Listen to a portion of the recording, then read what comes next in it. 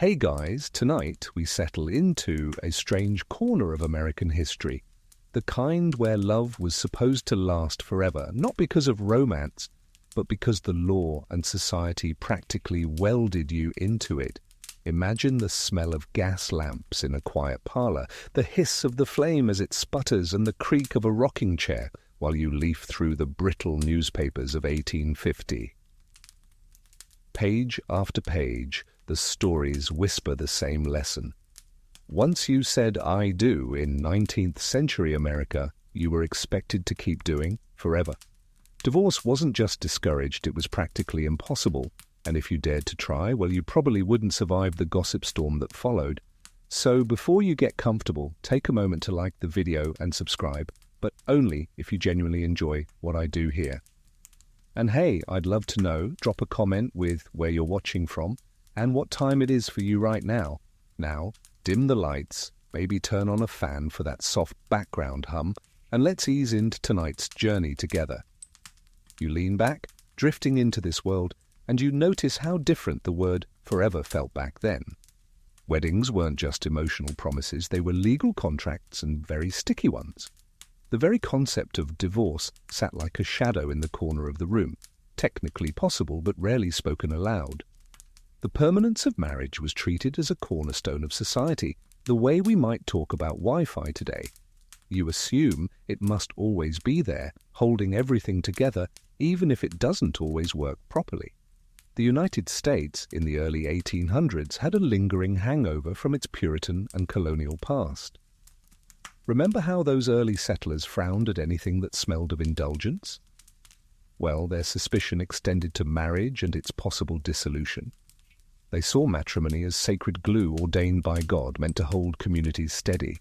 Breaking it was like breaking the commandments. Divorce, in their eyes, wasn't just a personal failing.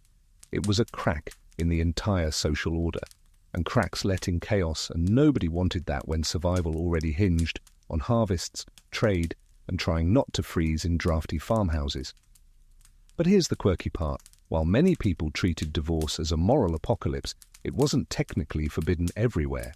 Some colonies had already toyed with the concept in the 17th century. In fact, Massachusetts, of all places, the Puritan stronghold, had legal divorce as early as 1629 under certain strict conditions. Historians still argue whether this was a radical break from Europe or just a bureaucratic convenience for when marriages went catastrophically wrong. Either way, those rules left fingerprints on 19th century America, creating a patchwork map of what you could and couldn't do if your spouse turned out to be less till death do us part, and more till the next tavern brawl. By the time you wander into the 19th century, you find yourself in a society where permanence was celebrated.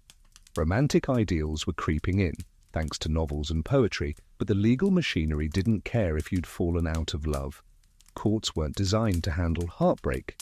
They were designed to handle contracts. And marriage, in the dusty eyes of the law, was first and foremost a contract between families with property, inheritance, and legitimacy of children all tangled up in its threads. Love, well, that was a nice bonus, like extra frosting on a stale cake. You can almost hear the creak of a courthouse door as you step inside. The benches are filled with men in stiff collars and women in bonnets whispering behind gloved hands. Divorce cases were rare enough to attract an audience. People came not just for the verdict, but for the scandal, the details that would never appear in church sermons but always made their way into hushed after-dinner conversations. And the judges, oh, they sat like stern gatekeepers, deciding whether the sanctity of marriage would bend or hold firm. Spoiler alert, it usually held firm. And here's where the modern brain does a double take. In a world where you can break a cell phone contract with a few clicks, imagine being told you couldn't escape a marriage no matter how miserable you were, unless you could prove something dramatic, adultery, abandonment, or cruelty. And even then, proof had to be rock solid. Witnesses, letters, confessions, things that rarely existed outside of novels. People stayed in marriages not because they were happy, but because the alternative was a legal labyrinth coated in shame. At night, when families gathered around hearth fires, stories of divorce cases would pass like ghost tales. "Did you hear about Mrs. Smith?" Someone would whisper. "She tried to leave him, and now she's practically invisible in town." That's the sort of warning that kept most people from even trying. It wasn't just the law keeping couples chained together, it was the invisible weight of community judgment. Divorce was like wearing a scarlet letter carved into your forehead, except this time it wasn't about infidelity, but about daring to say, "I want out." Yet despite all the iron locks, small cracks appeared. Historians still argue whether the early uptick in divorce petitions came from genuine discontent or from people emboldened by new ideas of individuality that swirled through the young republic.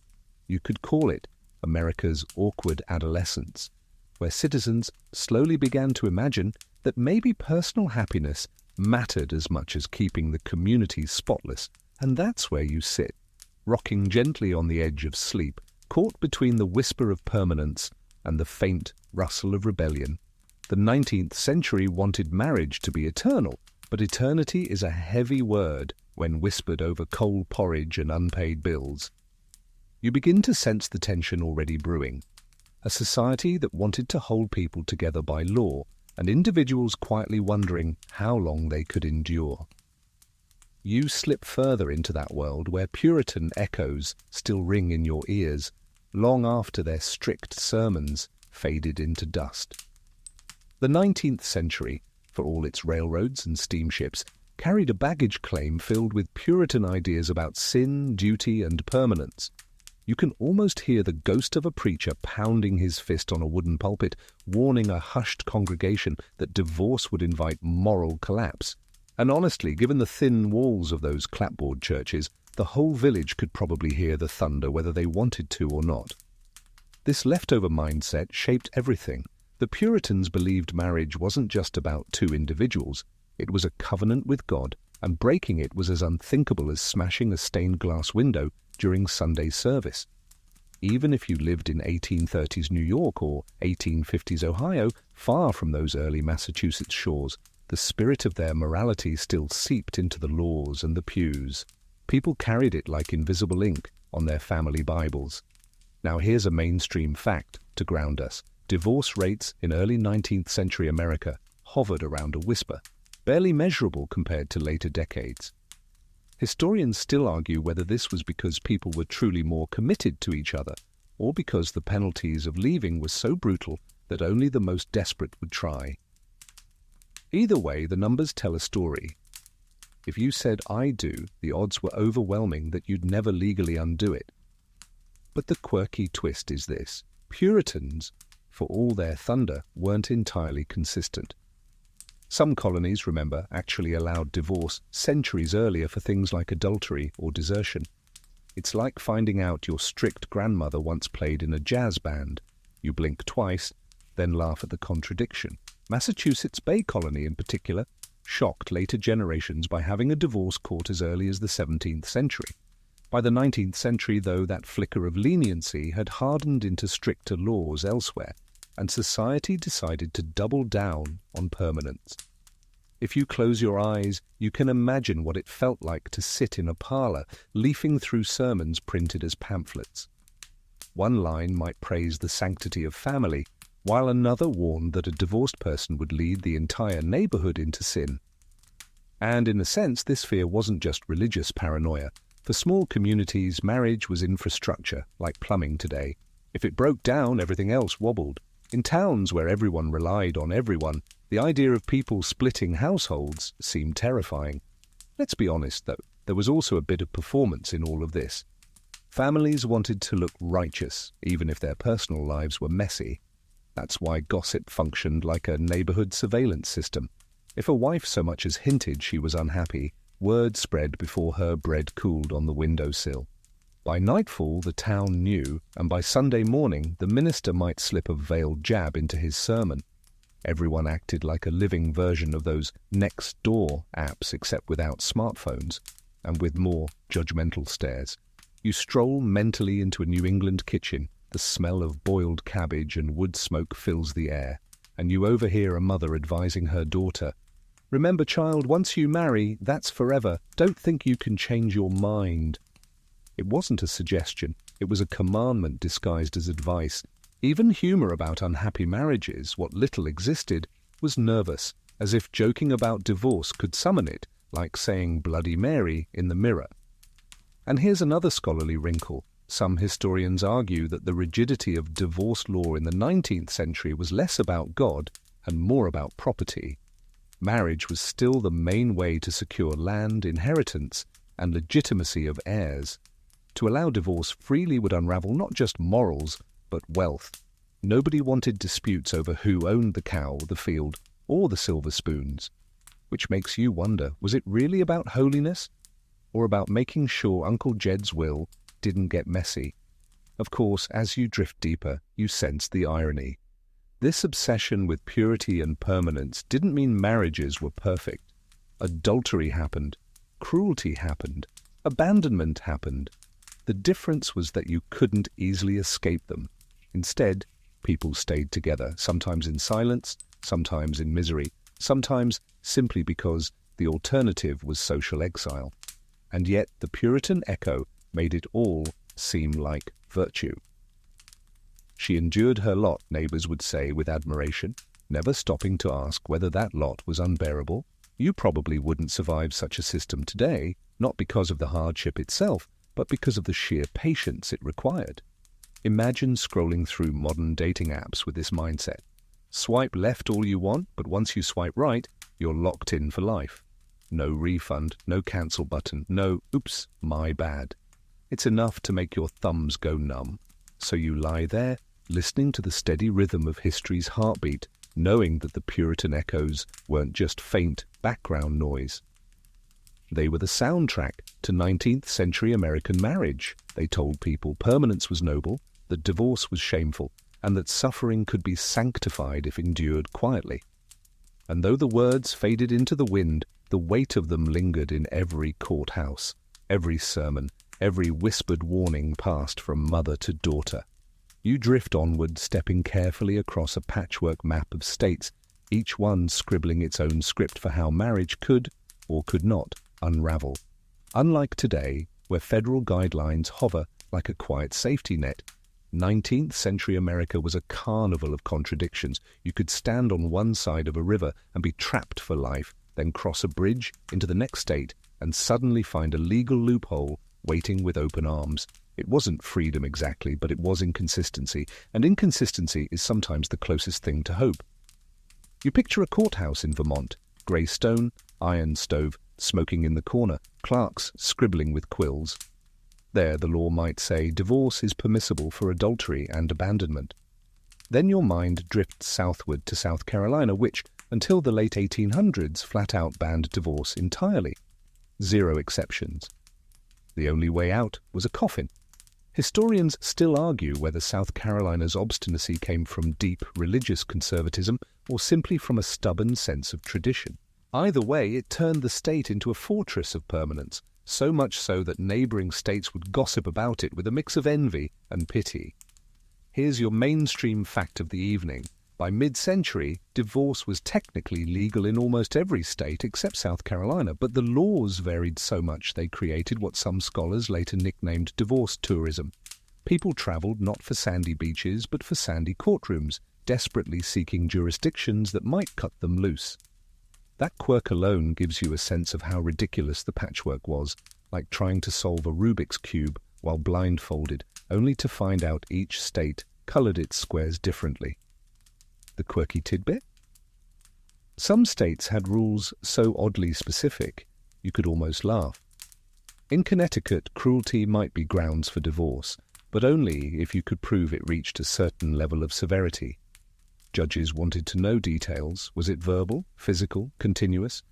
It's as if cruelty had to be certified, stamped and notarized before the law cared, and proving it wasn't easy. Testimonies from servants or neighbors were sometimes dragged into court, turning private misery into public theater. Imagine yourself as a young wife in Ohio around 1845, clutching your shawl against the cold as you walk into a lawyer's cramped office. You tell him your husband hasn't come home in months, perhaps years. He nods gravely, but then says you'll need witnesses, maybe receipts, maybe a letter to show desertion. Without that, the law might shrug at your suffering. And even if you win, the court might punish you with social exile. Winning could feel like losing, only with paperwork attached. Historians debate whether lawmakers deliberately made divorce labyrinthine to discourage it, or whether the chaos was just an accident of states jealously guarding their sovereignty. Either way, the result was the same: confusion, shame, and the quiet hum of discontent that never made it into polite conversation. The more you study this strange landscape, the more absurd it feels. Imagine planning a family trip not for leisure, but to establish residency in a state with looser laws. Some families did exactly that, treating relocation like a necessary evil. A wife might move with her children for 6 months just to meet the residency requirement before filing. A husband might take up a sham job in another state to establish domicile. It wasn't about palm trees and sunsets. It was about survival through legal geography. Of course, behind these maneuvers stood the judges, each one interpreting state rules with the weight of his own morality. You could be in Maine and meet a sympathetic judge who leaned toward compassion, or you could be in Georgia and find yourself facing a man who saw divorce as a moral crime. Your fate rested less on the facts than on the man's personal worldview, his mood that day, or maybe even how much coffee he'd had with breakfast. Now imagine being a bystander in these trials. You sit on a hard wooden bench, the courtroom packed with neighbors who've come for the spectacle. You hear allegations of infidelity, whispered accusations of cruelty, long-winded speeches about duty and honor. For entertainment-starved towns, divorce cases were free drama, part tragedy, part comedy, all wrapped in human fragility. And once the verdict rang out, the gossip followed like smoke trailing a fire. By the late 1800s, this patchwork began to fray at its seams. Reformers whispered about standardizing laws, but for most of the century, the chaos ruled. And for couples trapped in loveless or violent unions, the inconsistency wasn't just a quirk of governance. It was a reminder that freedom depended not on your suffering, but on your state line. So you let the thought settle. In 19th century America, love and law didn't share the same map. Where you lived determined whether you could leave, or whether "till death do us part" wasn't a promise but a sentence. The creak of the courthouse door, the shuffle of boots across wooden floors, the sighs of desperate spouses, they echo in your ears as you drift deeper into the century's contradictions. You ease deeper into the century where the phrase "grounds for divorce" sounded less like a legal option and more like a myth told around the fire. Everyone knew the list existed: adultery, abandonment, extreme cruelty, but actually proving one of those grounds was about as easy as catching smoke in a jar. You sit with the thought, your eyelids heavy, picturing how impossible it felt for a weary spouse in 1840 or 1870 to stand before a court and persuade a stern judge that the invisible aches of their private life deserved public recognition. The mainstream fact here is that adultery was the most commonly cited ground across most states. But even then, you couldn't just say, "my husband cheated." You had to bring evidence, hard and undeniable, the kind that would embarrass your whole family for decades. Historians still argue whether these high standards were meant to protect marriage as a sacred institution or simply to protect men from women daring to walk away. Either way, it stacked the deck. Without witnesses, without letters, without some almost theatrical proof, you were stuck. And cruelty? That word wore a strange legal costume in the 19th century. A woman might stand in court describing endless nights of shouting, insults, slammed doors. The judge might nod politely and still declare it insufficient. Unless cruelty left visible scars, many courts treated it as marital discord rather than a reason to dissolve a bond, a quirky tidbit. Some courts insisted cruelty be repeated and severe enough to endanger life. In other words, a black eye might not count, but a broken rib might. It sounds harsh, and it was. The bar was set so high, many never even tried. Abandonment, too, came wrapped in absurd rules. A husband could leave, vanish for months or even years, and the law still hesitated. Courts often required proof of intent not to return. which is about as easy to prove as someone's future plans. Was he gone to find work? Was he temporarily absent? You, the abandoned spouse, had to gather testimony from neighbours who saw him packing, or maybe a note where he admitted he wasn't coming back. Without that, judges might shrug and declare your misery insufficient. Picture the courthouse scene. You're seated in the back row, the air stuffy with coal smoke and sweat. A woman clutches her shawl, testifying in a trembling voice about her husband's unfaithfulness. The opposing lawyer smirks, waving a handkerchief, and demands proof. Out come letters intercepted by a nosy neighbour, read aloud for the entire room to hear. The gasp, the whispers, the delicious scandal, it's all entertainment for the crowd, but agony for the woman. The courtroom isn't a safe space, it's a stage, and your humiliation is the ticket price. There's another cruel twist. Even if you manage to prove grounds, some judges still refuse to grant a divorce if they suspected both parties were at fault. If you had slipped even a little, your case might collapse. Historians debate whether this clean hands doctrine was a moral shield or just another excuse for gatekeeping. Either way, it meant perfection was demanded of the petitioner, while the defendant often skated by with fewer expectations. You think about the emotional weight of it. Couples didn't just fight legal battles, they risked losing their reputations. Being publicly labelled adulterer or abandoned could stain your name in church, at market, at every social gathering. In some towns, a divorced woman might as well have worn a sign around her neck, unfit for respectability. And yet there they were, standing in court, because the pain of staying had finally outweighed the pain of exposure. And let's not forget the absurdity. Detectives sometimes staged elaborate traps, peeking through keyholes at hotel rooms to catch an embrace or a kiss. Evidence could include a bed still warm, a pair of boots in the wrong hallway, or even testimony about suspicious noises. Imagine your fate depending on whether someone thought your sighs were incriminating. A modern brain can't help but laugh, but in the 19th century, these were life-altering judgments. You let your mind linger there, heavy-lidded, feeling the futility that hovered over the word grounds. It was a cruel joke, a legal mirage. The words promised escape, but the reality kept most people locked inside, forced to carry on in marriages where love had long since withered.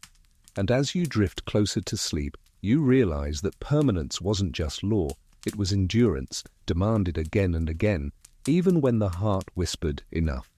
You drift into the courthouse again, this time noticing how much it feels less like justice and more like theatre. The floorboards creak beneath the boots of townsfolk who came not because they cared about law, but because they craved spectacle. Divorce trials in the 19th century weren't private affairs handled with discretion. No, every petition, every testimony, every quivering word of accusation unfolded before an audience. The courthouse doubled as the town's playhouse, with gossip as the curtain call. Here's the mainstream fact. In many states, divorce hearings were deliberately public, not tucked away in sealed chambers as they often are now. Lawmakers believed openness preserved morality, that public shame would discourage frivolous petitions. Historians still argue whether this was truly about deterring divorce or about feeding a cultural appetite for scandal. Either way, it worked. Few people wanted their dirty laundry aired in front of judges, lawyers, neighbours, and strangers who all leaned in to catch every word. Now imagine yourself sitting in one of those high-backed benches. The wood is hard, the air smells of pipe smoke and ink, and the murmurs never quite die down. A lawyer clears his throat, reading a letter aloud. Proof of adultery, he claims. The woman's cheeks flush crimson as the audience titters. A man in the back coughs, trying to hide a laugh. Somewhere, a child sneaks in, peeking through the doorframe, eager for forbidden drama. The trial is supposed to decide the fate of a marriage, but it feels more like a performance staged for public consumption. A quirky tidbit. Newspapers often assigned reporters to cover divorce trials like society events. By the 1850s, readers across the state might know every sordid detail of a farmer's infidelity or a merchant's cruelty. Some courts even had to move cases to larger rooms when curiosity packed the space. In one notorious Indiana case, people traveled from nearby towns just to witness the testimony, treating it like a fairground attraction. The cruelest part was how little privacy existed for the petitioners. If you were a wife pleading for freedom, your personal letters might be read aloud in their entirety. Your husband's lawyer could demand testimony from your servants, your neighbors, even the midwife who attended your children's births. Imagine sitting silently while people debated your character, your habits, even the tone of your voice when you argued at home. And the judge, stiff and unsmiling, absorbed it all as though morality itself hung on your reputation. Historians debate whether this public humiliation discouraged women more than men. Certainly, women bore the heavier social consequences. A man might walk out of court still seen as a respected businessman, but a divorced woman often became socially radioactive, yet men too were not immune. There are accounts of husbands dissolving into shame after testimony revealed their gambling debts or their visits to brothels. Even if they technically won their case, the community rarely forgot. And remember the performance element. Lawyers love to dramatize. One attorney might slam his fist on the table calling a husband a brute. Another might wave a silk handkerchief like a prop, accusing a wife of seduction. Theatrical flourishes carried weight in a time when evidence was slippery and judges leaned on impressions. Your fate could hinge not on the truth, but on how convincingly someone told the story. Close your eyes and hear it, the laughter, the gasps, the clatter of canes tapping on the floor. The trial is less about law and more about entertainment for a town hungry for scandal. You can sense why many couples didn't even attempt divorce. The humiliation felt worse than the marriage itself. And here's your nightly joke. You probably wouldn't survive a single day in one of those courtrooms without begging for Netflix. At least on Netflix you can pause the drama and eat snacks. In a 19th century courthouse, the drama kept unfolding, live, with your own dignity as the cliffhanger. So you sink into the thought heavy with drowsiness. Divorce wasn't just legally impossible, it was socially unbearable. And each trial, each theatrical humiliation, reinforced the iron message. Better to suffer in silence at home than become the star of a play no one would ever let you forget. You linger in that courtroom atmosphere, but now your gaze shifts to the women sitting quietly, eyes lowered, hands knotted in their laps. They were the ones who bore the heaviest chains when divorce laws pressed down. In 19th century America, a wife who dared to petition for freedom risked losing far more than her marriage. She risked her children, her property, her reputation, and often her ability to survive at all. Here's the mainstream fact under the legal doctrine of coverture. A married woman's identity was absorbed into her husband's. She couldn't easily own property, sign contracts, or even claim custody of her children if the marriage dissolved. Historians still argue whether coverture was simply a leftover from English common law or a deliberate tool to keep women in their place. Either way, it meant that for many women, divorce wasn't just improbable, it was unthinkable. Picture yourself as a mother in 1855, standing outside a courthouse in Boston. You clutch the hand of your eldest child while the younger ones wait at home. Your lawyer explains that if you pursue a divorce, the judge might award custody to your husband automatically, regardless of his cruelty or absence. The law assumes children belong to the father for their moral upbringing, unless he is proven monstrously unfit. You look down at your child's face, soft and trusting, and realize the price of freedom might be separation. The thought alone sends you back into silence. And then there's property. A quirky tidbit, in many states, even clothes and household goods were considered the husband's legal property. Women leaving a marriage could be stripped of everything. No furniture, no savings, no claim on land. The idea of walking away often meant literally walking away with only what you could carry. A husband might keep the farm, the livestock, and the family Bible, while the wife left with nothing but shame and a suitcase. This legal trap produced quiet tragedies. Diaries from the era when you stumble upon them in archives whisper of women praying nightly for their husbands to die, not from hatred, but because widowhood offered more freedom than divorce ever could. Widowhood restored property rights, social sympathy, and sometimes even a chance to remarry respectably. Divorce, in contrast, left women as pariahs, untethered and unsupported. Historians debate whether the few women who succeeded in divorce trials were seen as trailblazers or cautionary tales. Some were admired in secret, envied for their courage. Others were branded immoral, their names spoken with the same scorn reserved for criminals. Newspapers, always hungry for drama, often painted them in lurid colours, scheming, seductive, dangerous to the moral fabric of the nation. And what about alimony? Judges could, in theory, award financial support, but the amounts were often laughably small if granted at all. Enforcement was weak. A husband could disappear, remarry illegally, or simply refuse to pay. Without strong family connections or independent wealth, a divorced woman's chance of survival was slim. Some found work as seamstresses or teachers. Others slipped into poverty, mocked as examples of what happens when a woman defies her duty. You probably wouldn't survive a day under coverture. Imagine cancelling your Netflix subscription only to find out you need your husband's written permission. Worse still, if you dared to leave him, the very account and the couch you watched it on would legally be his. Suddenly, sharing a password doesn't sound so bad. Close your eyes now and picture the weight on those women's shoulders. The silence of the parlour at night after a fight. The pressure of neighbours' whispers seeping through lace curtains. The impossibility of choosing between personal safety and maternal love. Divorce was not just improbable, it was a gamble where the house always won, and the house was the law itself. So you drift, imagining the faces of those women trapped in marriages that felt more like cages, staring out at freedoms they could barely name. In their world, iron chains didn't clank. They whispered, invisible but unbreakable, wrapping themselves around everything a woman held dear. You let your gaze wander across the same courthouse benches and notice the men, too, shifting uneasily in their seats. They weren't immune to the system's grip either. While society often favoured husbands in matters of property and custody, even men could find themselves trapped in marriages they couldn't escape.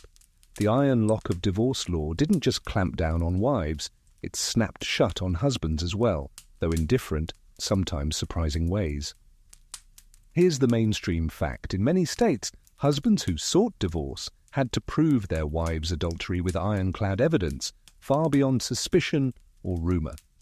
Historians still argue whether this high bar was about protecting women's reputations or about protecting the patriarchal order from too many restless men breaking away. Either way, it left even well-positioned husbands grinding their teeth in frustration.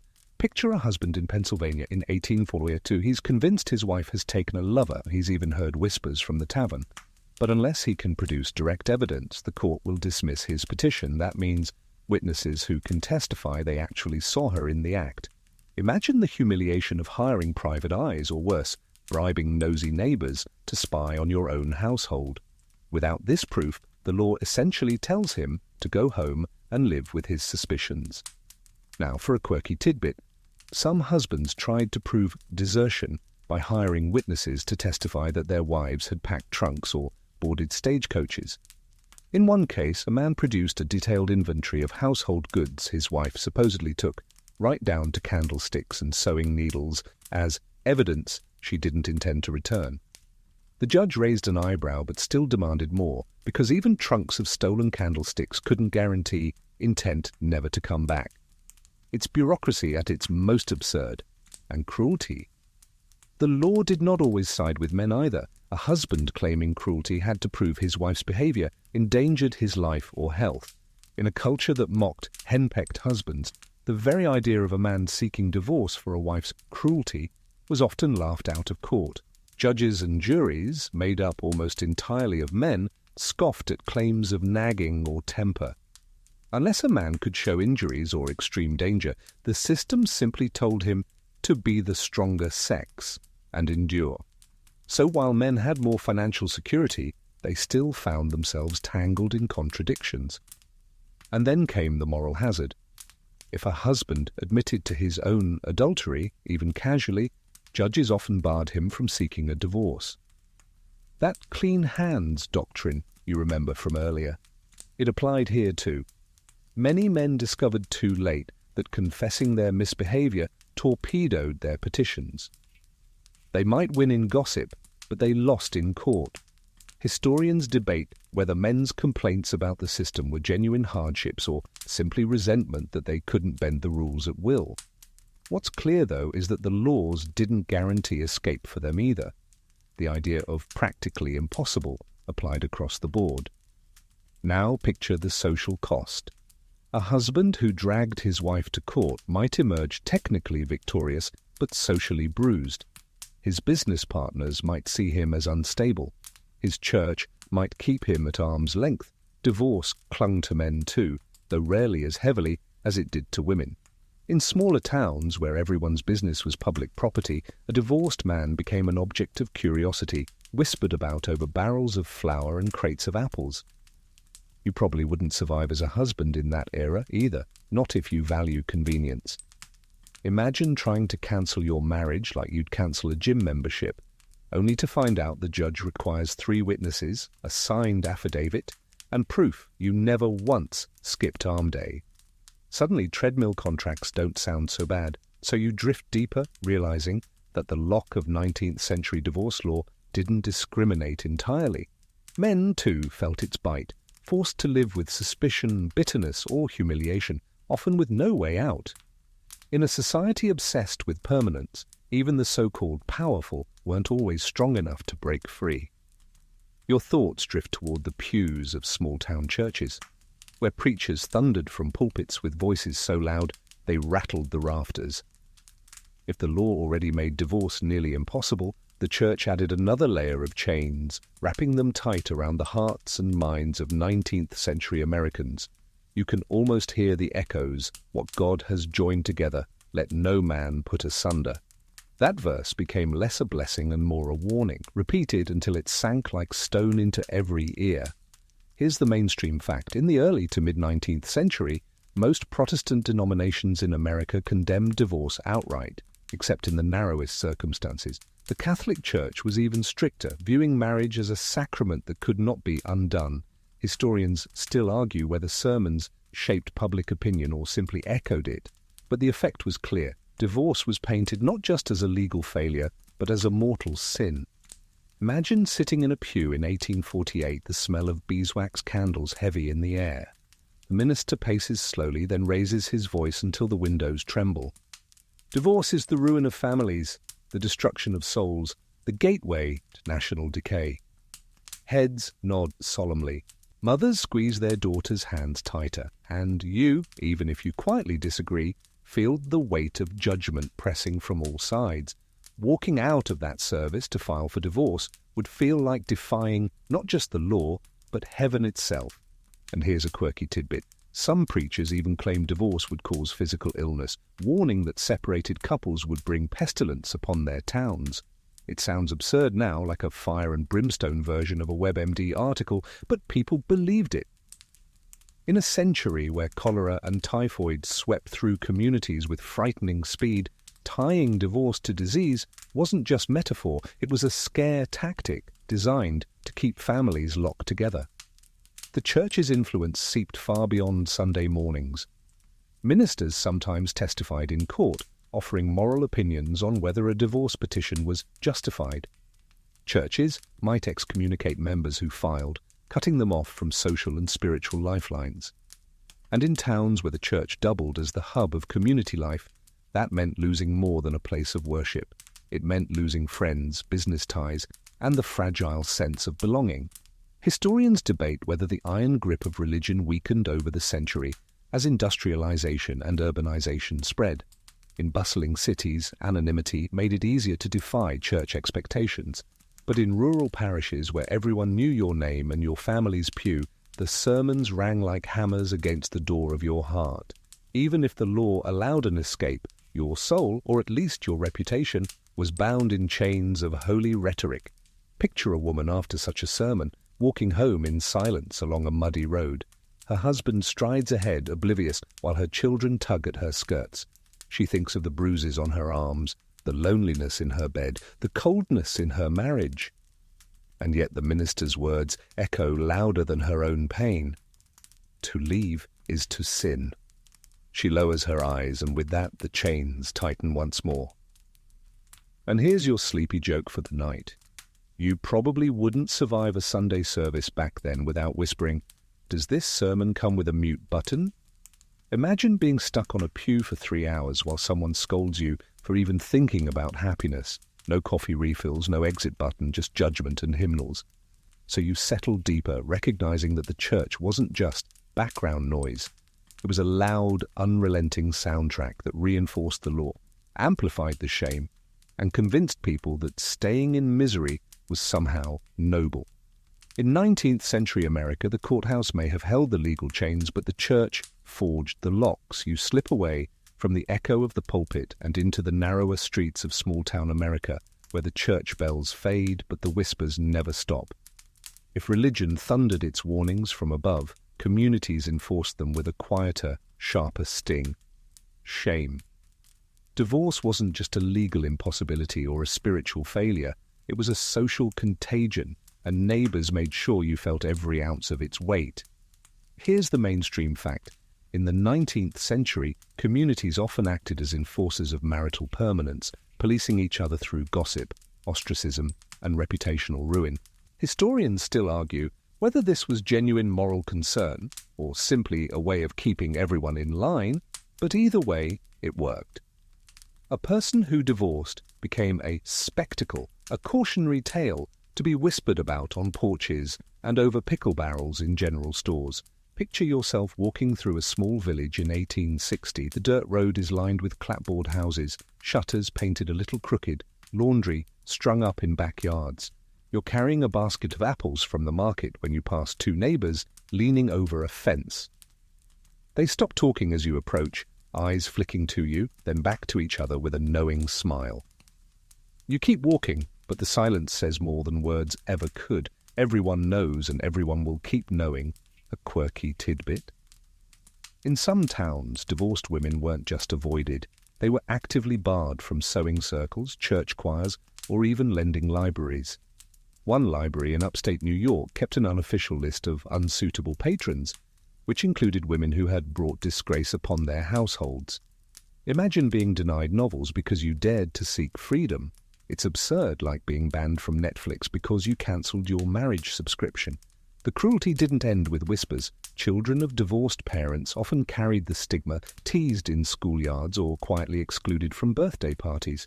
Businesses hesitated to extend credit to divorced men, fearing instability. And for divorced women, the prospect of remarriage was often poisoned. Respectable families didn't want their sons linked to someone who carried the scarlet shadow of a failed union.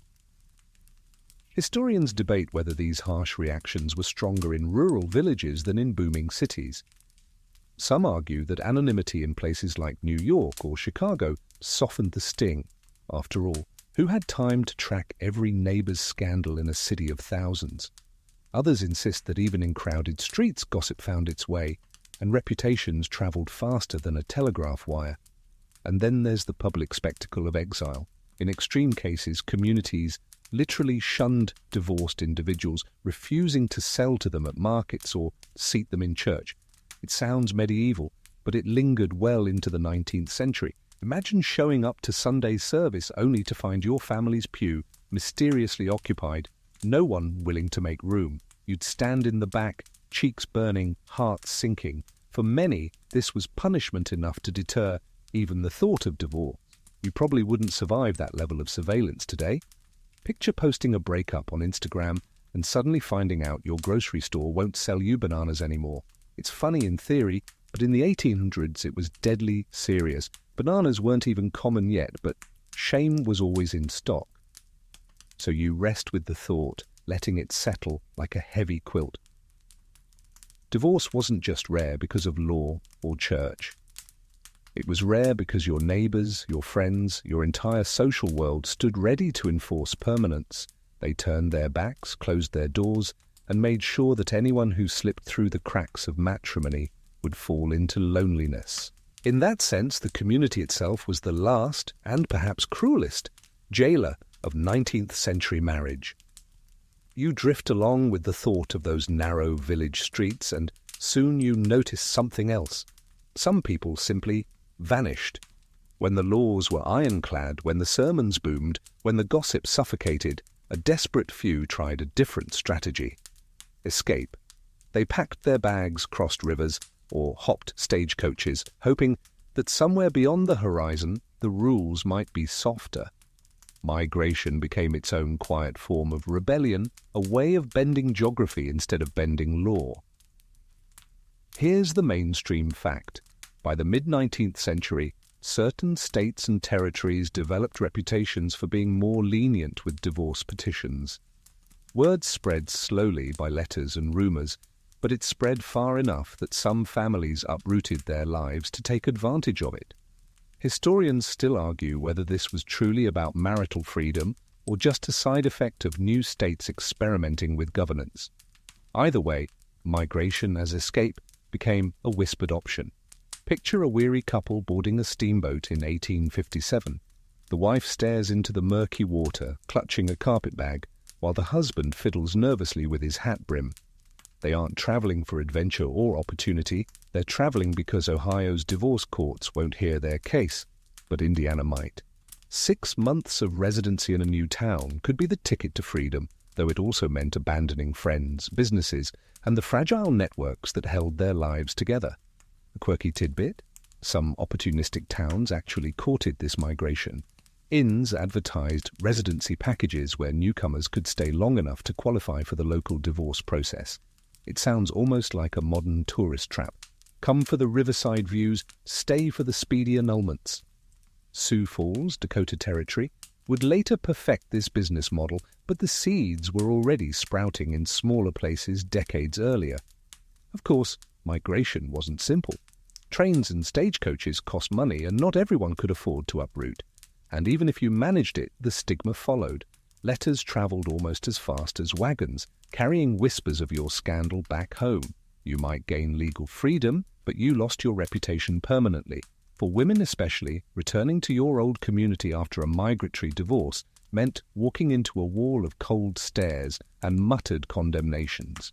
Historians debate whether the people who fled were seen as bold pioneers or reckless outcasts. Some reformers admired their courage, calling them proof that the old system was cracking.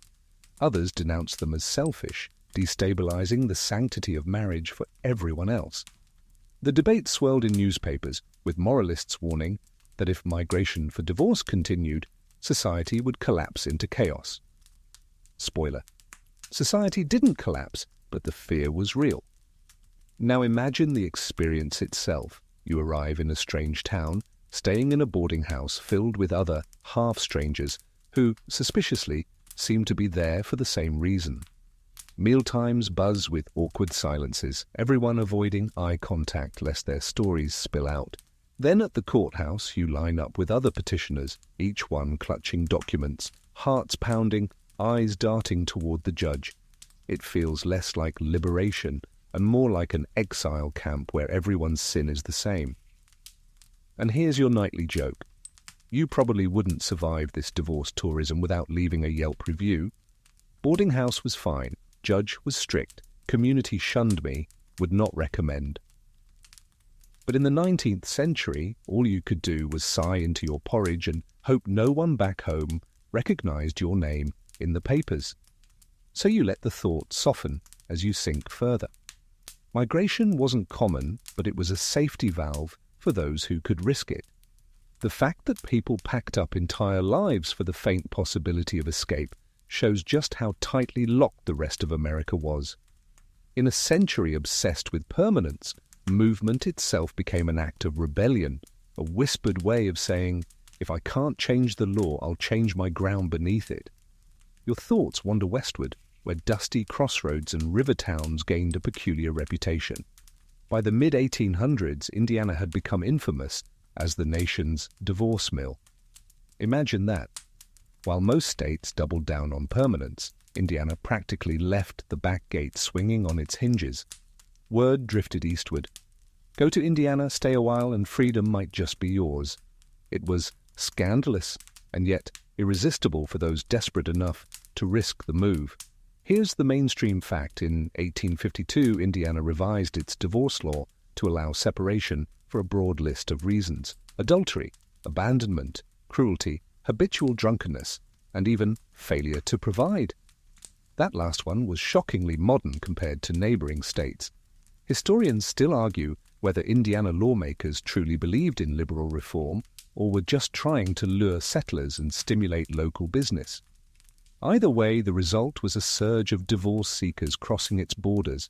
Picture it: stagecoaches rattling into Indianapolis, carrying not tourists, but tired women with trunks, nervous men with briefcases, and entire families seeking residency.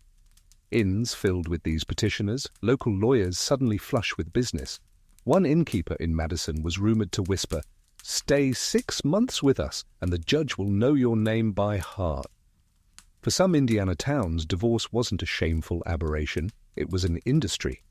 A quirky tidbit? Newspapers of the time loved to poke fun at Indiana's leniency. Satirical columns joked that Indiana couples treated marriage like renting a buggy, easy to start, easy to return. Cartoonists drew caricatures of Hoosier judges handing out decrees like circus tickets.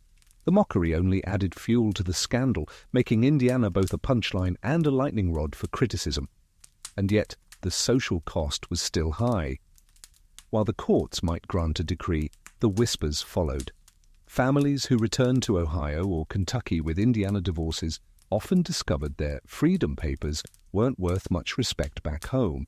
Some states even refused to recognize them, creating legal limbo. Were you divorced or still married? The answer depended on where you stood, as though the ground itself rewrote your marital status. Historians debate whether Indiana's reputation as a divorce haven helped spark broader reform or simply reinforced backlash. Critics pointed to its rising divorce rates and shrieked that civilization was unraveling.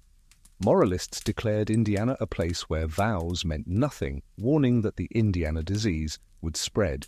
But reformers quietly celebrated. They saw proof that the rigid system could bend, that escape was possible, and that maybe one day the rest of the country would follow.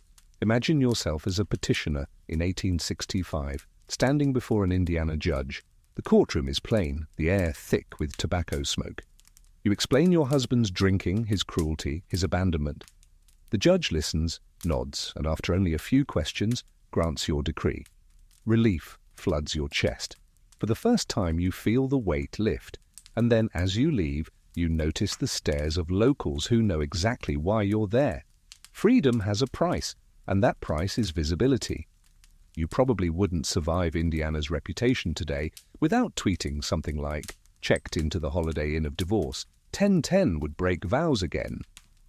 But in the 19th century, there were no hashtags, only headlines, and Indiana's name became synonymous with scandal, so you sink deeper into the thought. While most of America bolted its doors, Indiana cracked a window. It wasn't perfect, it wasn't free of shame, but it gave people a glimpse of possibility. And sometimes, in a century where permanence felt like prison, a glimpse was enough to keep hope alive.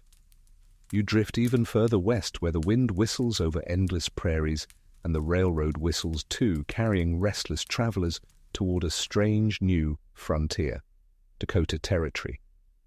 By the late 1800s, Sioux Falls was no sleepy town. It had become America's divorce capital, a place where broken vows found a kind of dusty salvation. Imagine it, a frontier outpost dotted with wooden hotels and boarding houses, filled not with cowboys and gamblers, but with anxious husbands and weary wives, all waiting out residency requirements like patients in a peculiar hospital of broken hearts. Here's the mainstream fact. By the 1880s, South Dakota required only 90 days of residency for a person to file for divorce. That short window turned Sioux Falls into a magnet. Historians still argue whether Dakota lawmakers loosened the rules to attract settlement or simply stumbled into it. But the effect was unmistakable. Sioux Falls became infamous. People whispered that the trains carried not settlers but sinners, all converging on one little prairie town for freedom. Picture yourself stepping off the train platform in 1887. Dust swirls around your boots, and the air smells faintly of horses and coal smoke. You're greeted not with stares, but with knowing nods. Everyone here has the same secret. The hotels offer long-stay rates, the restaurants buzz with quiet conversations, and the courthouse looms like a promised land. Instead of cattle drives or gold rushes, this town's boom is built on dissolving marriages. A quirky tidbit: locals called one boarding house the divorce colony because nearly every guest was waiting out the 90-day rule. Afternoons were filled with tea parties, card games, and hushed speculation about whose decree would come through first.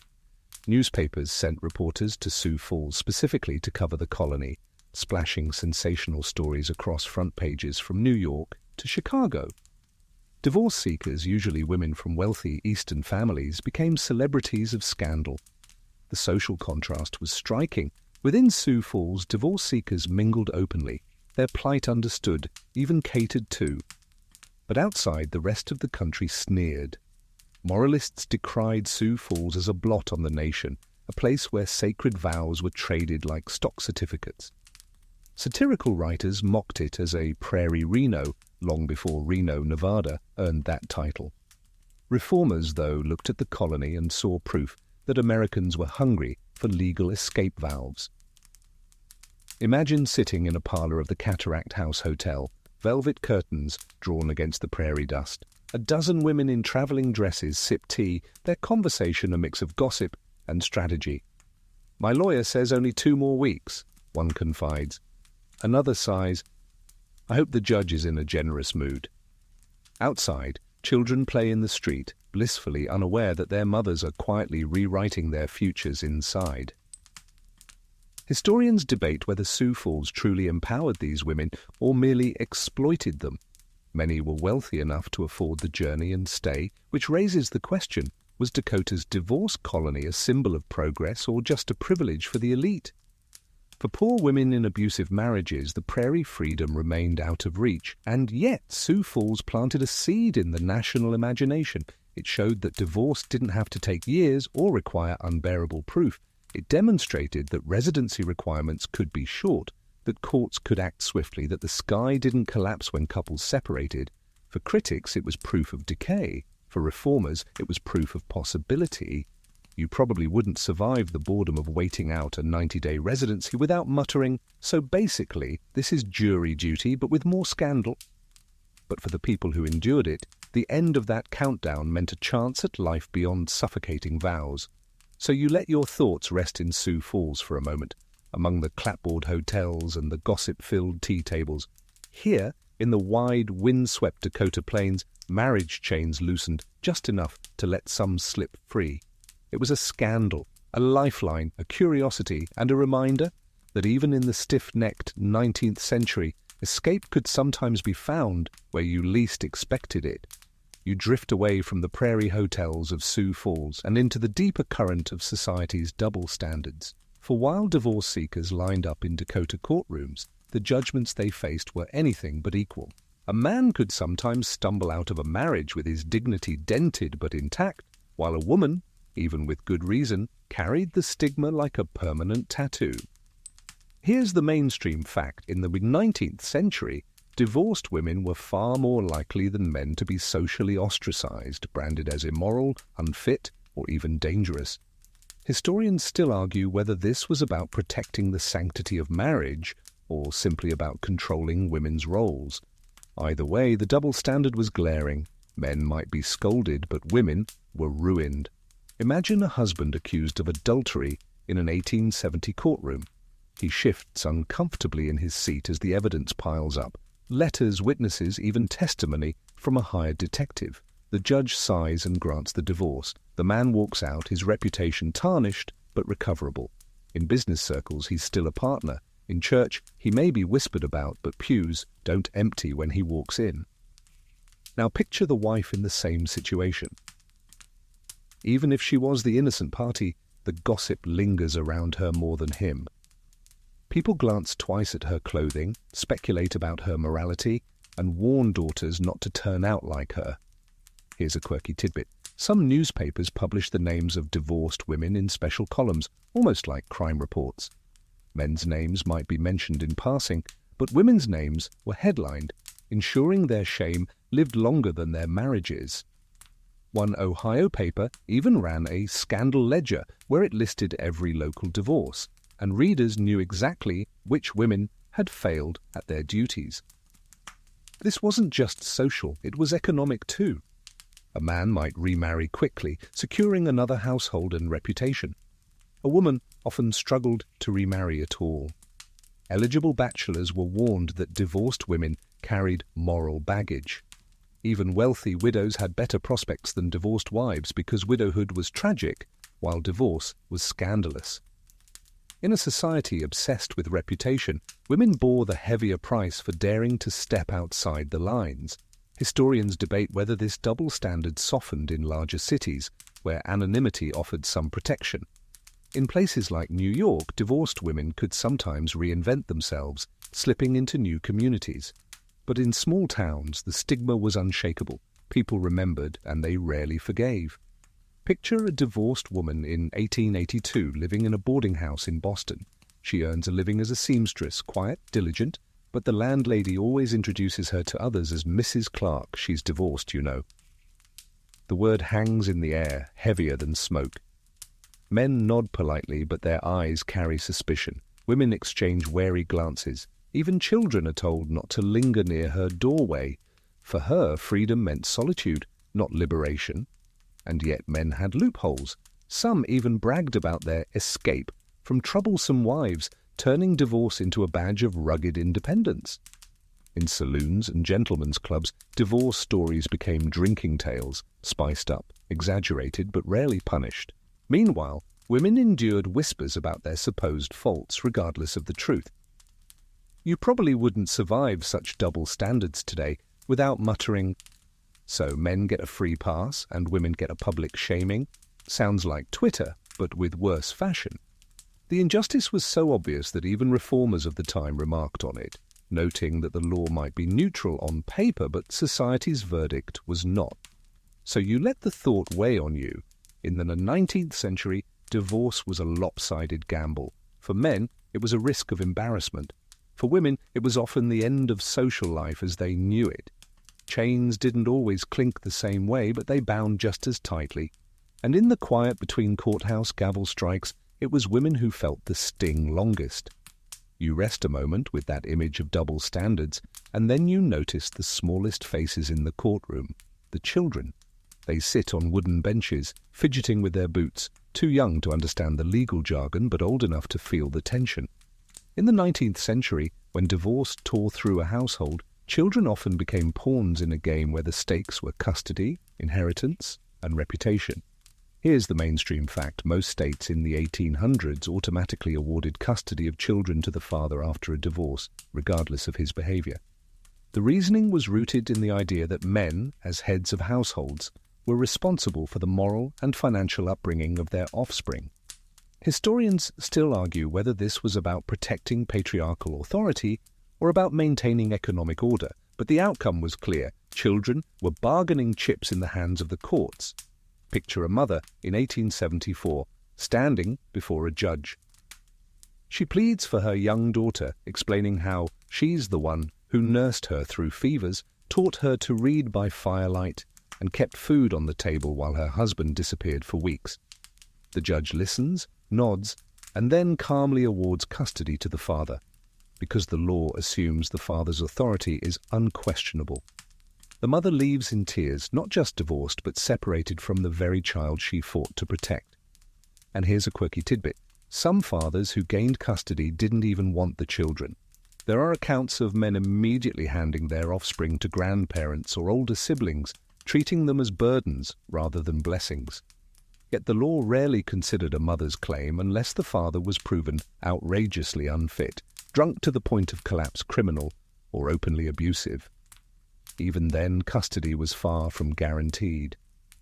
Children themselves sometimes testified, their small voices echoing in the courtroom.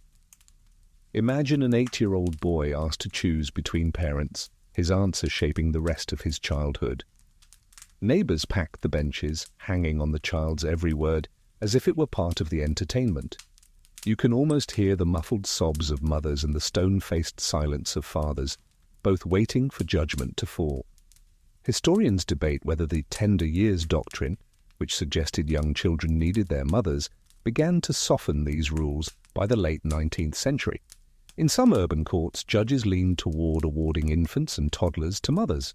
But in much of the country, the father's right prevailed, leaving women with broken marriages and empty arms. The pain rippled beyond courtrooms. In small towns, children of divorced parents often faced bullying, their peers whispering that they came from broken homes. Teachers scolded them more harshly, assuming bad behavior was inevitable. Even in church, children sometimes sat awkwardly, their families split apart in pew assignments. Imagine a child in 1885 walking to school along a frosty road. Other kids giggle and point, calling him the divorce boy. His cheeks burn, his steps quicken, but the sting lingers. Divorce didn't just dissolve marriages, it splashed shame onto the next generation, marking children as symbols of their parents' failure. You probably wouldn't survive being a 19th century divorced child without muttering, "Great, now I'm grounded for my parents' choices too." But back then, there was no protest, only silence and endurance. So you settle into the thought divorce wasn't just nearly impossible, it was cruel to the innocent. Children became tokens in a system more concerned with preserving order than protecting love. And as you drift towards sleep, you feel the ache of those small voices lost in the shuffle of gavels and whispers, waiting for parents they might never live with again. You linger with those children's faces, but now your gaze shifts toward the ledgers, deeds, and purses that defined another cage: money. If custody battles made children into bargaining chips, property and finances made adults into prisoners. In the 19th century, money wasn't just comfort, it was survival. And when divorce loomed, survival often tilted in favor of whoever held the gold, the land, or the legal ownership of a bedstead. Here's the mainstream fact. Under the principle of coverture, a married woman had almost no independent financial identity. Her wages, if she worked, belonged to her husband. Property she brought into marriage often became his to control. So if she wanted out, the law effectively told her, leave your home, leave your things, leave your future behind. Historians still argue whether coverture was intended as protection or subjugation, but to the women living under it, the chains felt very real. Picture a wife in 1863 sitting at a pine table with her lawyer. She explains that her husband drinks away the rent, sells the livestock, and vanishes for weeks. She wants a divorce. The lawyer clears his throat and says gently, "You may win the decree, but you'll lose the farm, the furniture, and likely the children. Are you certain?" The words strike like cold rain. Freedom means poverty. The arithmetic is brutal. And here's a quirky tidbit. In some states, women couldn't even keep clothes they'd purchased with household money after a divorce. There are cases where ex-husbands successfully reclaimed dresses, shoes, and even sewing kits, since the purchases were technically made with his earnings. Imagine stepping out of court with nothing but the dress you wore in, and even that perhaps contested. For men, money chains took other forms. A husband who was granted divorce sometimes found himself saddled with alimony payments, especially if his wife had influential family connections. Enforcement was spotty, but the idea that he might have to continue financially supporting someone he was legally freed from infuriated many men. They complained loudly in taverns and newspapers, warning other husbands about the trap of divorce. Still, most men had far less to lose compared to women, who risked destitution at every turn. Historians debate whether economic barriers were the most powerful deterrent of all. Was it really morality that kept people locked in unhappy unions, or was it the terror of losing the roof over their heads? For many, the fear of hunger, homelessness, and social exile outweighed the bruises of a bad marriage. Picture a woman leaving a courthouse in Ohio, decree in hand but pockets empty. She trudges to a boarding house, clutching her shawl against the wind. That night, she eats bread crusts and tea, her children asleep beside her on a straw mattress. Legally free, yes, but materially shackled with no clear path forward. Contrast her with her ex-husband, who still farms the land, still trades at the market, still sits proudly in his pew. Freedom for her was a bitter paradox. Independence bought with destitution. And the economic ripples spread further. Communities often refused to extend credit to divorced women, fearing they'd never be repaid. Landlords hesitated to rent them rooms. Even family members sometimes withheld support, worried the scandal would taint their own reputations. Money and morality twisted together, strangling anyone who stepped out of line. You probably wouldn't survive that financial system without muttering, "So basically, I pay the subscription fee, but he owns the account?" In some ways, that's exactly how it worked. Marriage as a lifelong contract, where only one partner held the password. So you drift into the thought, divorce wasn't just about law or faith or gossip. It was about money, the invisible bars on the cage, the silent enforcer of permanence. And in the 19th century, those money chains clinked just as loudly as any gavel, keeping countless men and women bound together long after love had gone. You drift further into those dimly lit courtrooms and parlor rooms, and now you notice another force at play: politics. Marriage and divorce weren't just personal matters in 19th century America. They were opportunities for lawmakers to puff out their chests, strike moral poses, and remind voters that they were guardians of the nation's virtue. You can almost hear the rustle of paper as legislators draft speeches less about helping families and more about protecting their reputations. Here's the mainstream fact. Many states in the 1800s required divorces to be approved not only by courts, but sometimes by state legislatures themselves. Imagine your private misery being debated on the floor of a capitol, alongside bills about canals and tariffs. Historians still argue whether this was an earnest attempt to regulate morality or simply a leftover from colonial lawmaking habits. Either way, it turned divorce into political theatre. Picture a state house in 1835. Wooden desks gleam under whale oil lamps. A representative rises, clearing his throat, and solemnly declares, "If we allow Mrs. Thompson to dissolve her union, what next? Shall we permit every unhappy wife to run amok?" His colleagues nod gravely, then chuckle when the debate drifts into jokes about nagging wives and henpecked husbands. Meanwhile, Mrs. Thompson sits outside, cheeks flushed, waiting for a roomful of men who've never met her to decide whether she may breathe freely again. And here's a quirky tidbit. Legislators often bent the rules for their friends. A prominent merchant, a judge's cousin, or a wealthy farmer could sometimes get his petition expedited, while ordinary citizens languished for months or years. Political connections greased the wheels of morality. If you were poor or anonymous, you suffered. If you were well-placed, doors opened quietly. This hypocrisy didn't go unnoticed. Newspapers occasionally mocked lawmakers for their double standards, publishing satirical sketches of politicians who thundered against divorce in public but whispered favors for their friends in private. One Boston paper quipped that divorce is impossible unless one has both cause and Congress, a sly jab at the mixture of personal suffering and political influence required to succeed. Historians debate whether political grandstanding slowed reform or actually stoked it by exposing the system's absurdity.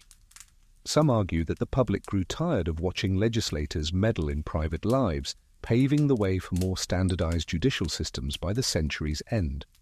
Others believe the moral posturing reinforced permanence, convincing voters that their leaders were nobly protecting the family. Picture yourself as a bystander in the gallery of such a debate.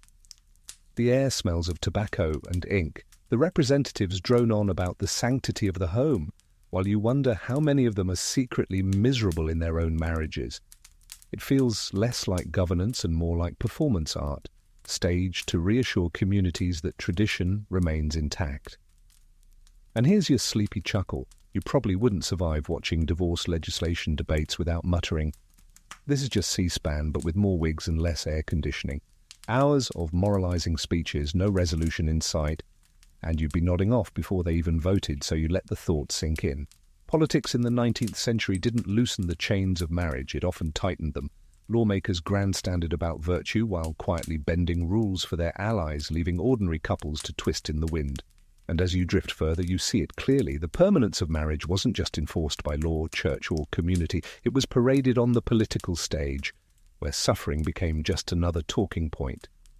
You drift now into the crackle of newspaper presses, ink smudging the fingers of hurried typesetters, headlines tumbling out like cannon fire. If politics made divorce a stage show, the newspapers turned it into front-page theatre, feeding a public that couldn't resist scandal. Divorce was rare enough to shock, juicy enough to sell, and lurid enough to keep readers hooked all the way through their morning coffee. Here's the mainstream fact. By the mid-19th century, American newspapers had discovered that divorce trials sold papers almost as well as war updates or election returns. Historians still argue whether the press genuinely shaped public outrage or merely reflected it, but either way, coverage made private misery into public entertainment. Picture yourself in 1868 picking up a folded broadsheet at a corner stand in New York. The headlines scream, "Shocking Revelations in Boston Divorce." Beneath it, columns of cramped text drip with detail, letters exposed, witnesses quoted, accusations of drunkenness, cruelty, or worse. What was once whispered in courtrooms now sprawled across the breakfast tables of strangers hundreds of miles away. And here's a quirky tidbit. Some papers even invented divorce beats, assigning specific reporters to cover cases like society events. These journalists became minor celebrities, known for their florid prose and nose for gossip. One Chicago writer was nicknamed the matrimonial undertaker because his columns chronicled so many marital funerals. He described trials with language better suited to dime novels than legal briefs. The trembling hand of the wronged wife, the steely glare of the adulterous husband. The spectacle wasn't just about words. Some papers sketched crude courtroom illustrations, wives weeping behind handkerchiefs, judges pointing sternly, lovers caught in compromising embraces. These woodcuts travelled far, imprinting the shame of private individuals into the imaginations of strangers who would never meet them. Historians debate whether the press helped normalize divorce by making it more visible, or whether the coverage hardened public disgust by framing every case as scandal. Perhaps both. To some, reading about divorce was a cautionary tale, proof that immorality led to ruin. To others, it was a whispered suggestion that escape, however costly, was possible. Now imagine being one of those poor souls splashed across the page. A wife who dared to testify against her husband might open the paper the next day to see her words quoted for all the city to read. Her neighbors nodded knowingly, her children endured teasing at school, and her reputation crumbled overnight. A husband caught in adultery might discover caricatures of himself printed beside editorials mocking his character. Divorce was not only humiliating in the courtroom, it was preserved in ink forever. Of course, readers loved it. In towns where news was scarce, divorce stories offered thrills, villains, and moral lessons all at once. They were soap operas before radio, reality TV before cameras. A single scandalous trial could boost circulation, and editors knew it. You probably wouldn't survive reading one of those papers without muttering. So basically, it's 19th century TMZ, but with worse fonts. And you'd be right. The press turned divorce into a consumable product, a juicy headline sandwiched between commodity prices and shipping timetables, so you drift deeper, hearing the whir of the presses and the chatter of newsboys hawking scandal on every street corner. Divorce may have been practically impossible, but its rarity made it irresistible news. Each case fed a cycle of judgment, curiosity, and outrage, binding society tighter to the notion that permanence was sacred, while paradoxically reminding everyone that cracks in the system still existed. You drift from the smell of ink-stained newspapers to the quieter world of parlours and bookshops where novels lay stacked in neat rows, their spines promising drama, morality, and sometimes rebellion.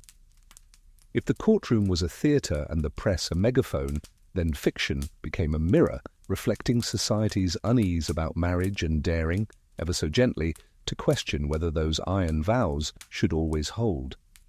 Here's the mainstream fact. 19th century novels often wove stories of unhappy marriages, unfaithful spouses, and women trapped by law and custom. While few works openly endorsed divorce, many raised uncomfortable questions about what happened when love soured. Historians still argue whether these books subtly encouraged reform or merely reinforced existing norms by punishing characters who strayed. Picture a young woman in 1865 sitting by lamplight with a copy of a serialized novel in Harper's Weekly. Her fingers trace the words describing a heroine abandoned by her husband, struggling to care for her children alone. The story doesn't end with a divorce decree, it ends with heartbreak or sacrifice, but the very act of telling it acknowledges the problem. Quietly, readers wonder, why shouldn't this character be allowed to leave? Why shouldn't she find freedom? And here's a quirky tidbit. Some novels were so controversial, they sparked public debates. One example was Fanny Fern's Ruth Hall, 1854, a semi-autobiographical tale of a woman left destitute after her husband's death, fighting against family and societal cruelty. Though not strictly about divorce, its themes of female independence rattled critics who accused Fern of undermining traditional values. The book sold tens of thousands of copies anyway, proving that readers craved stories where women pushed back. Other works leaned more scandalous. French and English novels, translated and circulating in America, sometimes depicted affairs and separations with shocking frankness. Moralists warned that such books would corrupt young women, planting dangerous ideas of autonomy. Yet the novels kept selling, tucked discreetly under shawls, passed between friends, or read aloud in parlors when fathers were away. Historians debate whether these fictional tales genuinely influenced divorce reform, or whether they merely reflected simmering discontent already bubbling in society. Some argue that literature gave women a language to articulate their frustrations, while others claim novels served as safe outlets that actually prevented rebellion by offering catharsis on the page instead of action in the courts. Imagine a husband sneering at his wife for reading such material, declaring, "These stories will put ideas in your head." And perhaps they did. Perhaps the quiet hours spent with ink and paper planted seeds of thought. What if permanence wasn't always noble? What if endurance wasn't always holy? What if happiness, not just duty, had a claim? Meanwhile, reformers sometimes used novels strategically. Pamphlets and serialized fiction slipped into the public sphere disguised as entertainment, but carrying subtle arguments for change. In parlors and libraries, people digested ideas they might reject outright if delivered in a sermon or speech. Fiction smuggled dissent in plain sight. You probably wouldn't survive the pacing of a Victorian novel today without muttering, "So many pages, so little action." But for 19th century readers, every page felt like a revelation, every faint suggestion of rebellion a spark in the gloom of conformity. So you rest your eyes, letting the image soften, lamplight flickering, pages turning, stories whispering truths too dangerous for courtrooms or pulpits. Fiction didn't topple the walls of permanence, but it rattled them. And in the hush of midnight reading, when the house was quiet and the vows of the day felt heavy, novels gave people permission, if only in imagination, to dream of escape. You drift from the quiet glow of lamplight novels into another curious corner of the century, the courtroom defenses that turned to medicine. If proving adultery or abandonment was a high hurdle, some desperate petitioners reached for a different rope, claiming madness, frailty, or nervous collapse as grounds to untie their vows. It was the era when doctors' testimonies began to shape law, and when illnesses of the mind and body slipped into divorce petitions like shadowy witnesses. Here's the mainstream fact: by the late 19th century, insanity was sometimes cited as legal justification for divorce or annulment. The reasoning varied wildly from state to state, but courts occasionally granted freedom if a spouse could prove the other was incurably insane. Historians still argue whether this reflected compassion for the sane partner or society's fear of mental illness, disrupting family stability.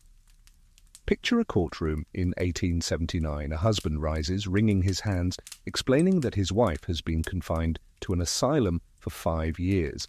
Doctors testify solemnly that she suffers from melancholia and cannot fulfill wifely duties.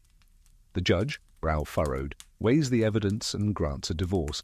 The man leaves free, though whispers follow him. Had he been patient and loving, or merely opportunistic?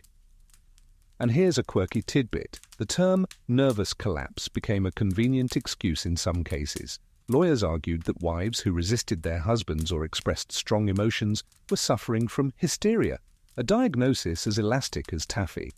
Ironically, this sometimes worked both ways, either trapping women in asylums or providing them an odd legal path to argue that their marriages were untenable. Medical science was less science than social control, and courts eagerly leaned on it when moral proof ran thin. Imagine a wife in 1886 trembling as her lawyer insists that her husband's mania makes him dangerous. Neighbors testify about his erratic behavior, shouting in the street, smashing windows, wandering barefoot at midnight. The courtroom buzzes with a mix of pity and skepticism.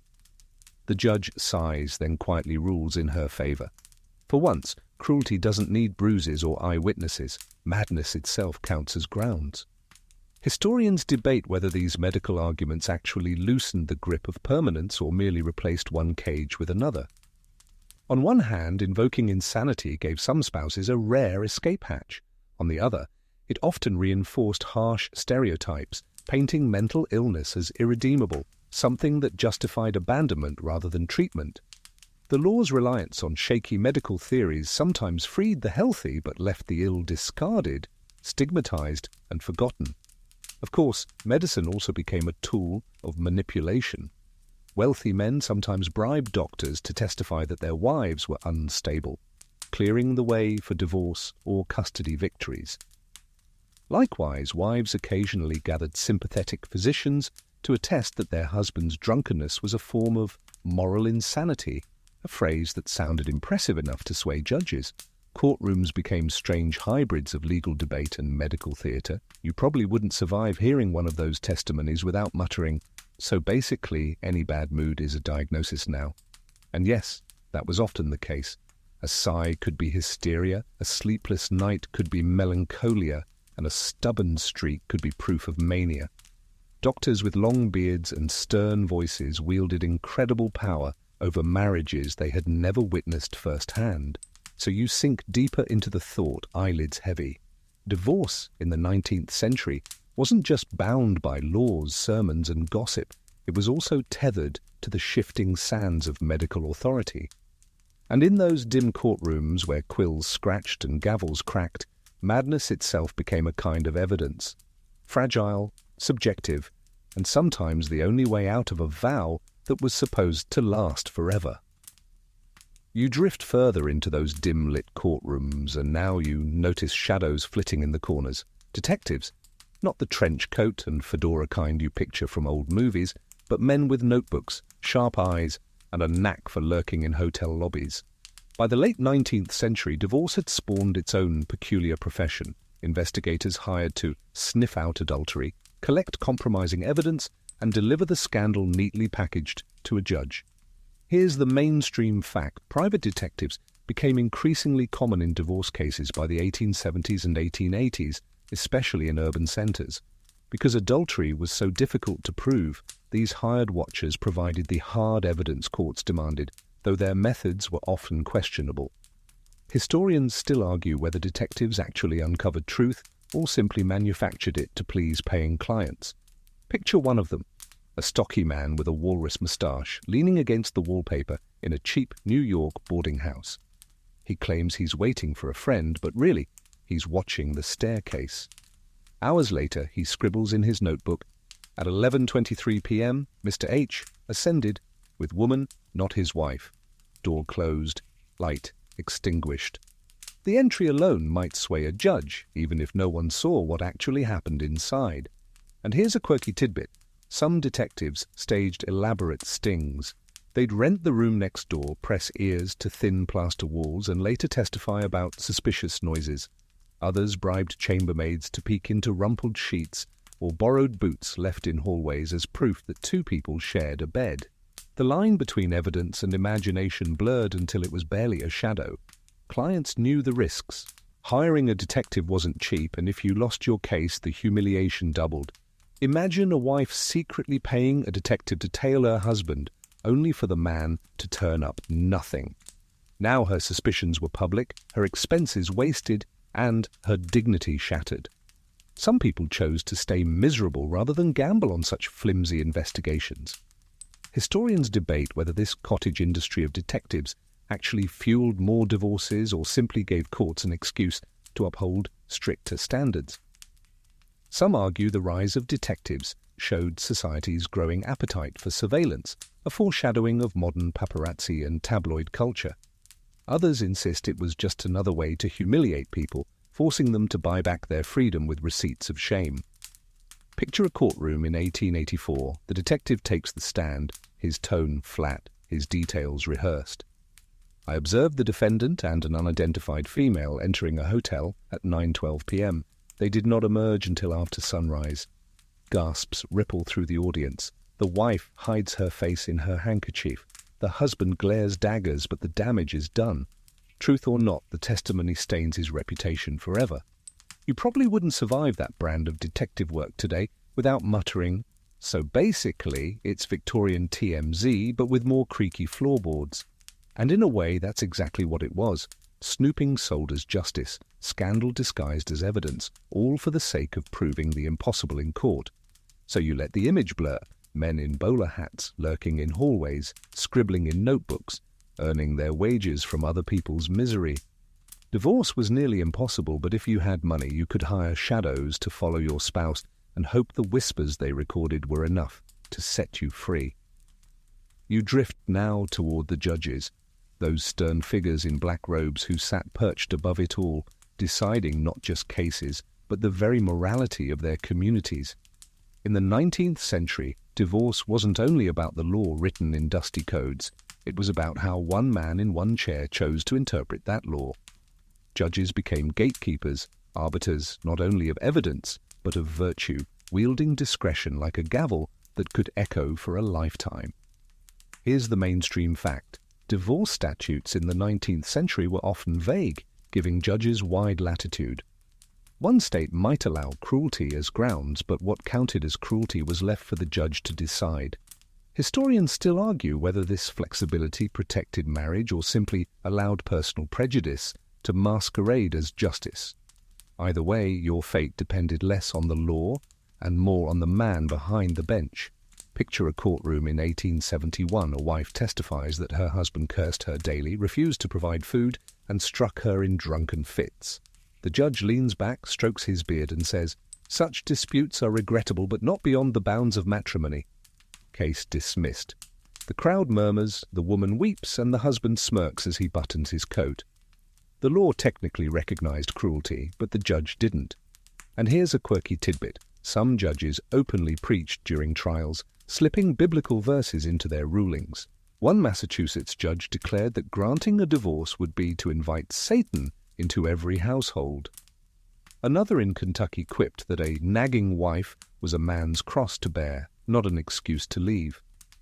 Their words weren't just colorful, they shaped lives. Yet there were exceptions. A handful of judges leaned toward leniency, granting divorces more freely than their peers. Their reputations spread quickly, and petitioners flocked to their courts like moths to lamplight. Lawyers whispered their names in boarding houses, advising clients to file in Judge so-and-so's circuit if you want a chance. The randomness of justice meant that geography and luck could determine whether you spent the rest of your life in chains. Historians debate whether these judicial personalities slowed reform or highlighted the need for it. Some argue that inconsistent rulings exposed the flaws of a system that left too much to personal bias. Others insist that the discretion was intentional, a safeguard to ensure divorce remained rare, granted only when a wise man deemed it worthy. Imagine yourself sitting in the gallery watching as a judge scolds a petitioner. His voice booms through the chamber. "Marriage is not for your comfort but your duty. Endure as your parents endured." You feel the air grow heavier, the whispers fade, and the hopelessness settle. In that moment, law becomes less about fairness and more about obedience. And here's your sleepy chuckle. You probably wouldn't survive under such a system without muttering, "So the judges basically yelp for marriages, 1 star, no refund. Try again." But in the 19th century there were no stars, no refunds, only the gavel's echo and the long silence that followed. So you let the image soften. A judge's hand resting on a wooden bench, his face inscrutable, his word final. Divorce was practically impossible, not just because of the laws, but because of the men who enforced them. In their eyes, permanence wasn't just legal, it was moral, sacred, and absolute. And as you sink deeper, you realize that in that century, justice wore a human face, and that face often frowned at freedom. You slip now into the uneven geography of America, where the land itself seemed to decide whether a marriage could survive. Divorce wasn't a single national policy, but a patchwork quilt, stitched unevenly from state to state. A couple's fate might hinge less on their suffering and more on which side of a river they lived. In the 19th century, love and law were quite literally mapped out in borders. Here's the mainstream fact. Divorce laws varied so wildly that what was possible in Indiana or Dakota could be unthinkable in South Carolina or New York. Historians still argue whether this was a strength of American federalism or a disastrous inconsistency that punished unlucky couples. The truth probably lies somewhere in the middle. Picture a wife in Kentucky, 1859, clutching her petition and learning that cruelty won't count in her state. 100 miles away in Ohio, that same plea might at least be heard. For her, the border isn't just a line on a map, it's the difference between endurance and escape. You can almost see her gaze drifting northward, wondering if freedom is only a river's breadth away. A quirky tidbit? Some lawyers specialized in jurisdiction hopping, helping clients shuffle across borders just long enough to qualify for loser laws. They studied statutes the way gamblers study cards, hunting for states where loopholes hid in the fine print. Entire legal careers were built on knowing exactly how many months of residency Dakota required, or which judges in Illinois were rumored to be lenient. Divorce became a strange kind of geography lesson, one that required not compasses but calendars. And yet these migrations left people stranded. Establishing residency often meant abandoning communities, jobs, and family ties. Imagine moving to a town where you know no one, just to satisfy a 6-month rule. You sit in a boarding house, staring at bare walls, waiting for the clock to run out. Freedom feels like exile, each tick of the clock both hopeful and heavy. Historians debate whether this patchwork reflected American values of local control or simply exposed the nation's hypocrisy. If marriage was sacred, why did the definition of escape vary so dramatically from state to state? Critics called it chaos, reformers called it opportunity, and petitioners just called it exhausting. Picture a courtroom in Sioux Falls, buzzing with petitioners from faraway cities. Each one tells a story of why they left home to come here. New England widows, Midwestern farmers' wives, businessmen from the South. The judge listens, gavel in hand, but the real story lies in their journeys. People crisscrossing the country, not for gold or land, but for the faint hope of legal freedom. You probably wouldn't survive in that patchwork system today without muttering, "So my marriage status changes every time I cross state lines? Great, I'm divorced in Indiana but married again in Illinois. Just my luck." It was as absurd as it was tragic, forcing people to play hopscotch with geography in hopes of escaping their vows. So you let the thought wash over you. Divorce in 19th century America wasn't just bound by morality, money, or judges. It was bound by borders. The land itself shaped love's endurance, making freedom a matter of miles, not just misery.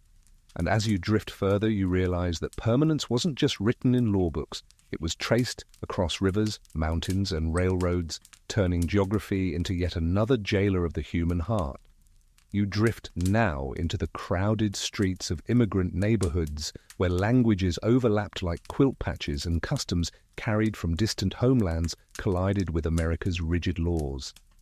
For immigrants in 19th century America, marriage and divorce carried extra weight, not only because of unfamiliar courts, but because old traditions tangled with new restrictions, creating a web that was nearly impossible to navigate.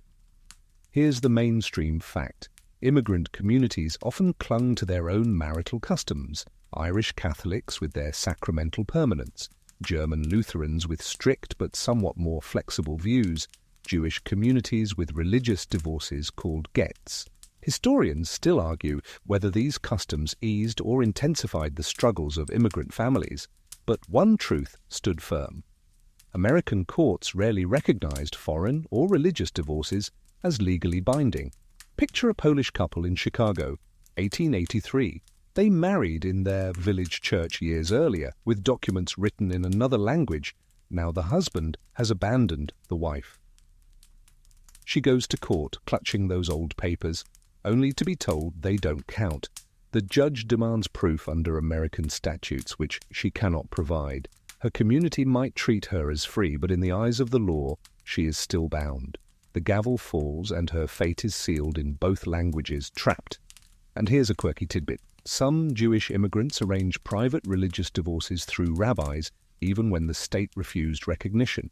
This created situations where a woman was free in the synagogue, but still legally married in court. Children born afterward risked being branded illegitimate by American law, even as their own community accepted them. The double bind turned daily life into a balancing act between two sets of chains. For Catholic immigrants, the challenge was even harsher. The church rejected divorce outright, so even if a court granted it, parish doors often slammed shut.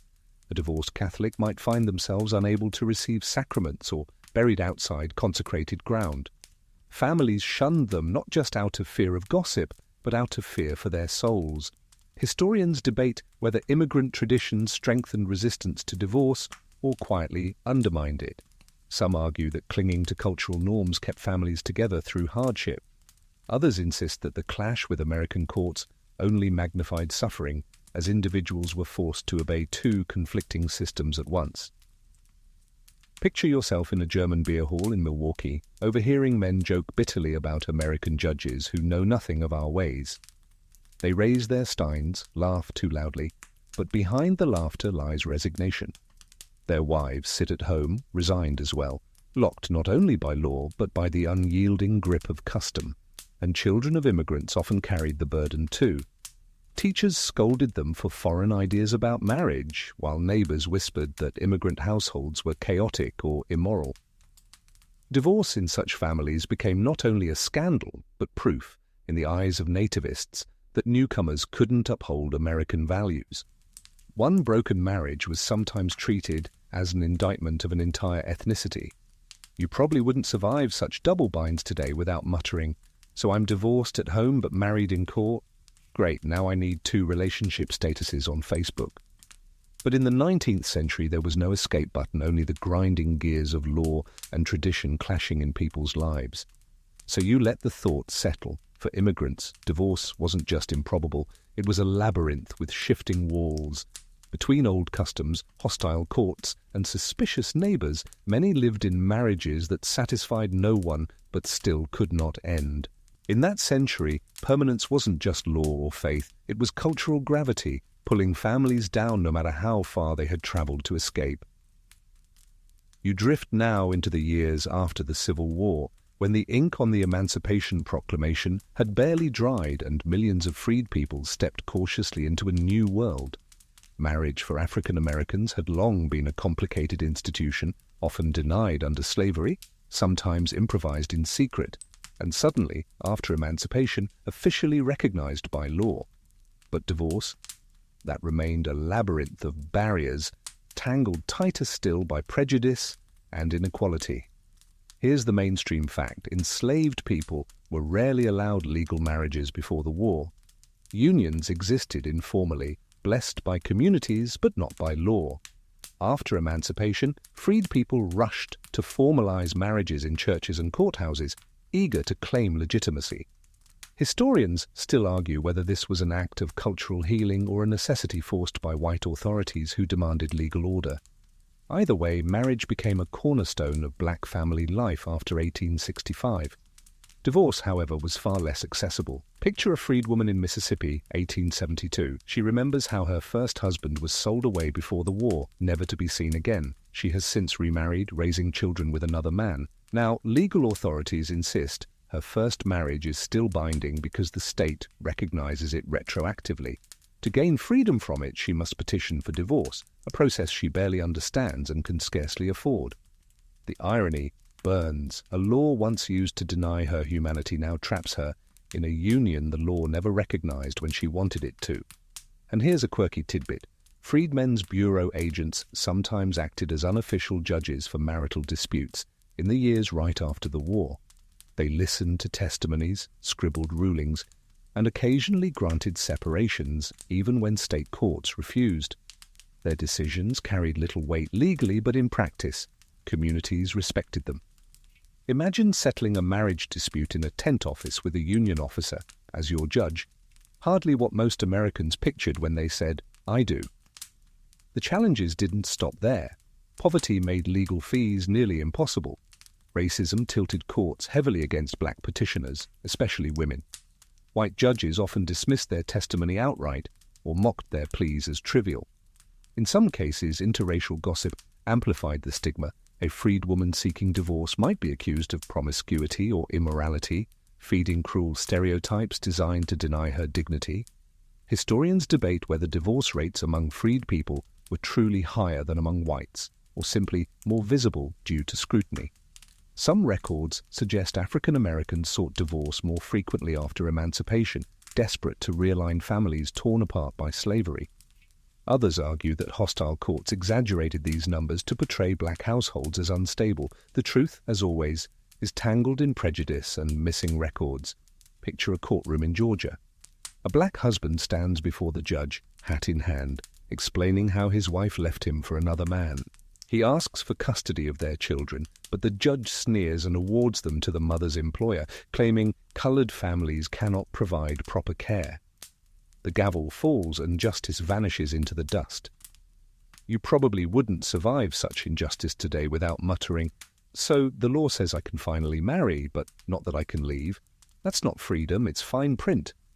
And that's exactly how it felt for many freed people, caught between the joy of marriage rights and the chains of a legal system that still wasn't built for them.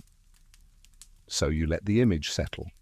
Couples holding hands outside wooden churches, their vows finally recognized, but divorce hovering like a locked door with no key. For African Americans in the 19th century, permanence was not just a cultural ideal or a legal expectation, it was another battle in the long fight for dignity, family, and true freedom. You drift now into the echo of church bells, but this time they toll differently, Catholic, Protestant, each ringing with its own doctrine about marriage and divorce.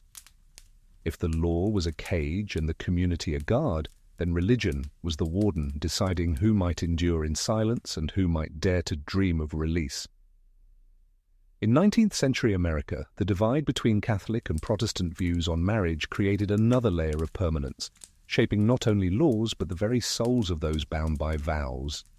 Here's the mainstream fact. Protestant denominations, though strict, generally allowed divorce under limited conditions like adultery or abandonment, while the Catholic Church rejected divorce outright, permitting only annulments in rare and carefully controlled cases.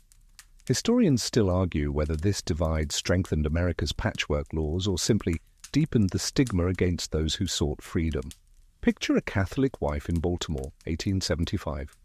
She kneels in her pew, rosary beads slipping through her fingers, knowing that even if a court granted her divorce, the church would still call her married.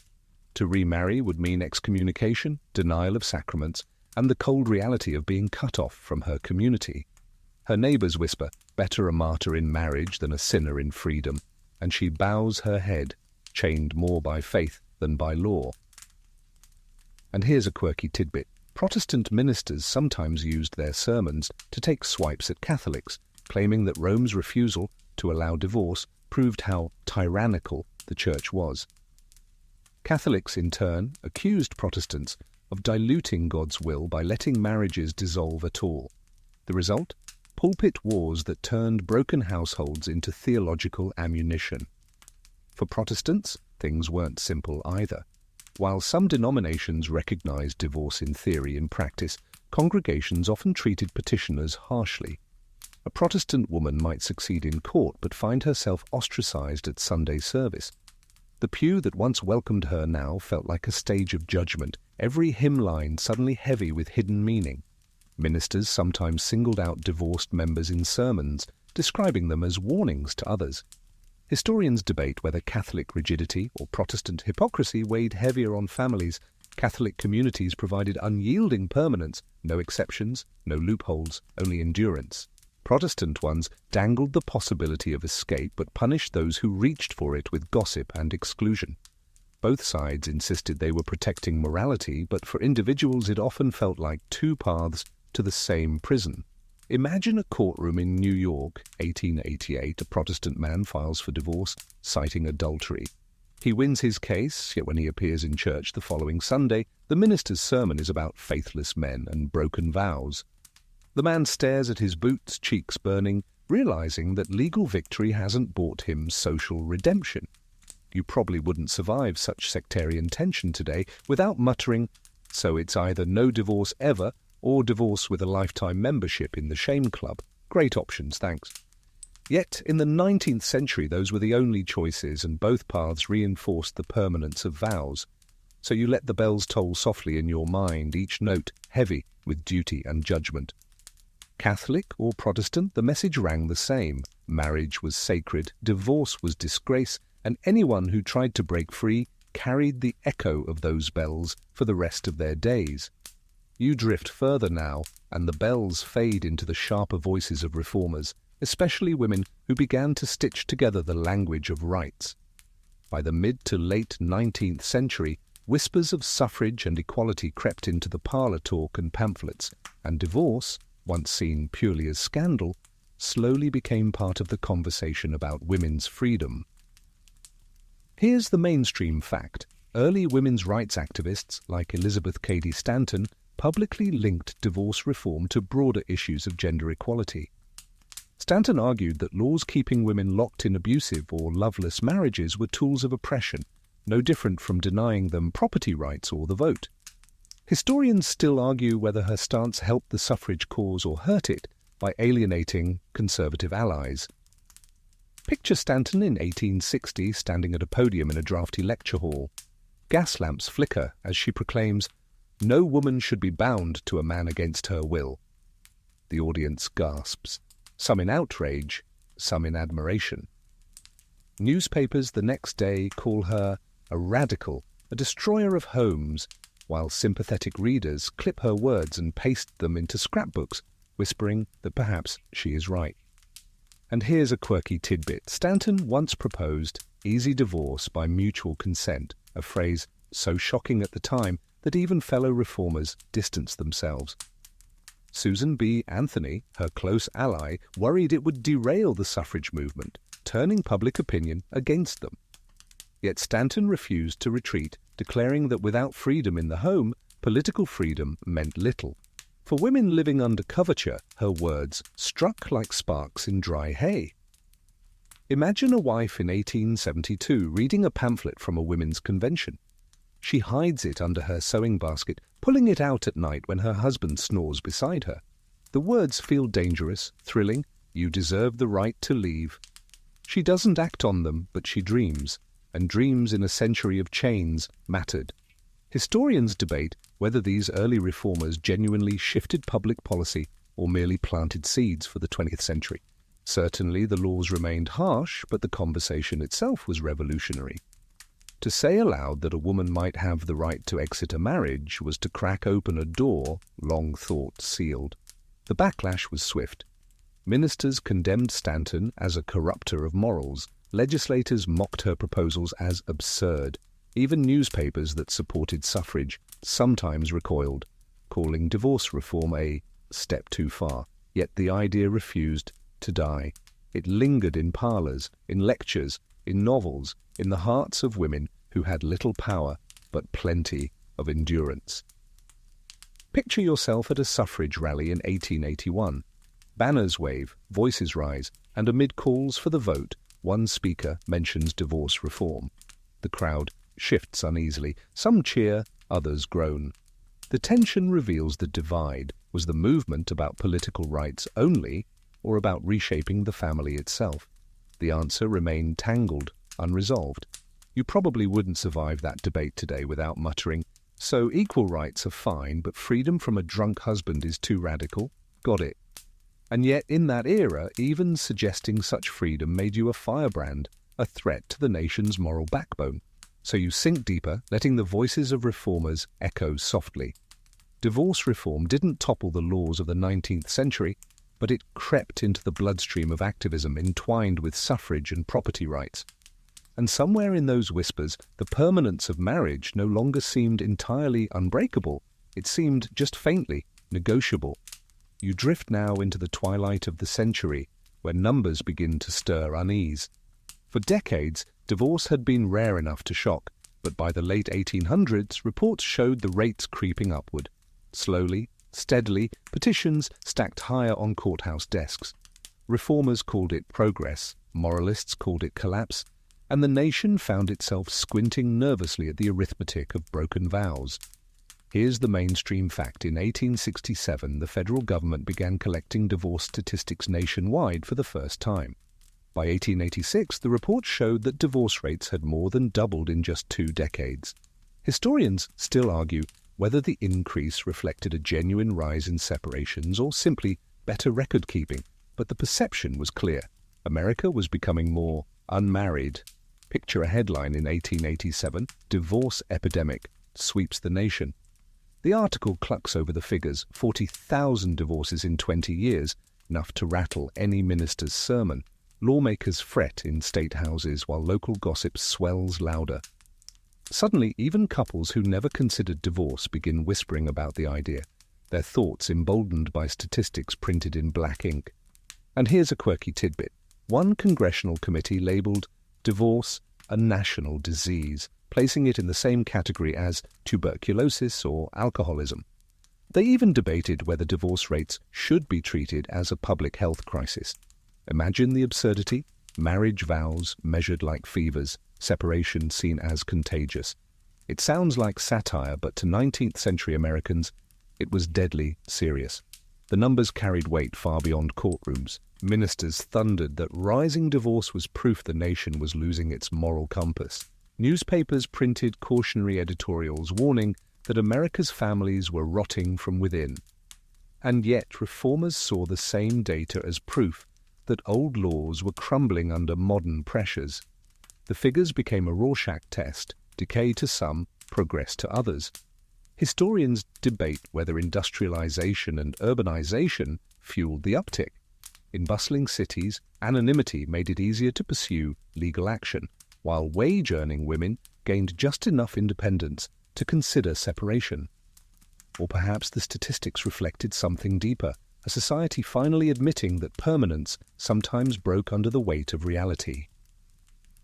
Picture yourself as a clerk in Washington, D.C. in 1889. You sit hunched over a ledger, tallying numbers from county courts across the nation. The ink stains your fingers as you whisper, "Another one from Indiana, 3 more from Dakota." To you, they are just entries on a page, but to the families behind each number, they are revolutions, quiet escapes carved out of a system that still resisted change. You probably wouldn't survive reading those reports today without muttering, "So the government tracks divorces like baseball stats. What's next? Trading cards." But in the 19th century, these statistics weren't curiosities. They were ammunition in a battle over America's soul. So you let the numbers swirl in your mind, columns of ink, tallies of misery and defiance. Divorce was still practically impossible for most, but the rising figures suggested cracks in the iron wall. And as you sink further into drowsiness, you sense it. Permanence was no longer absolute.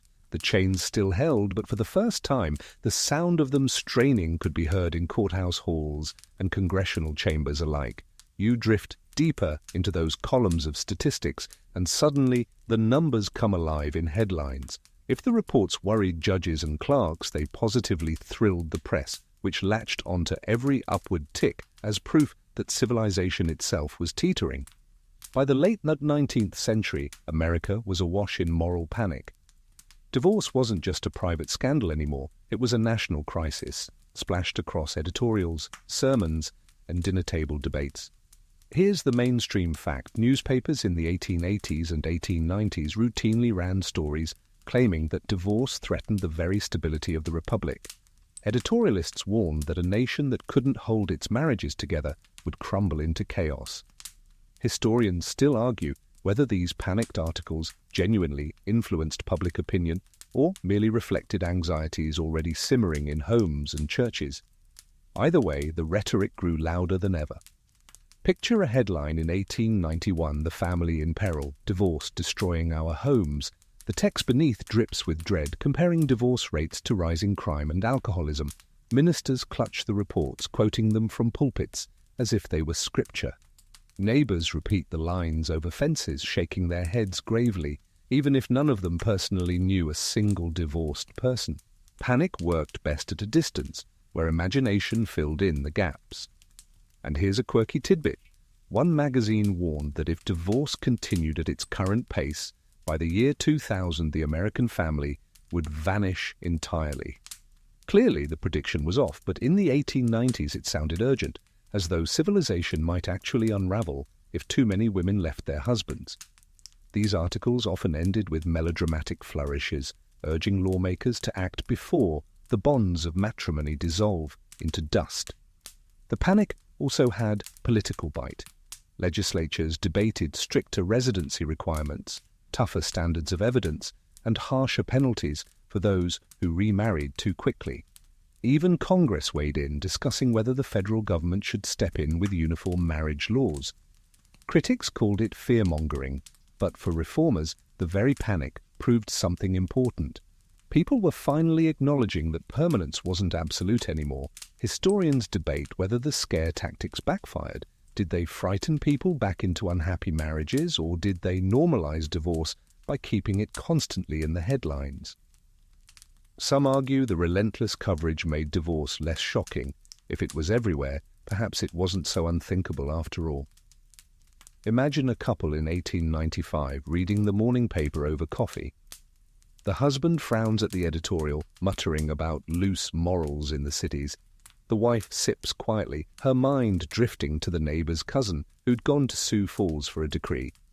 The article scolds, but the seed is planted. Divorce is possible, others are doing it, and the world hasn't ended yet. You probably wouldn't survive those headlines today without muttering, "So basically, it's clickbait, 19th century edition. Divorce will end America. In 10 years, number 5 will shock you." But back then, people took every word seriously, their fears fanned by ink and exaggeration. So you let the panic hum in your ears like a swarm of anxious bees. The louder the nation cried that divorce would destroy everything, the clearer it became that cracks had formed in permanence. The walls still stood, but the shouting outside proved they were shaking. You drift now into a quieter chamber where reformers gather around oak tables stacked with legal drafts and pamphlets. The panic outside only fuels their determination. If newspapers shrieked about the nation's ruin, reformers whispered of solutions: a uniform code, clear standards, and laws that would finally treat marriage and divorce the same from Maine to California. Seeds of reform began to take root, though slowly, tentatively, and often against fierce resistance.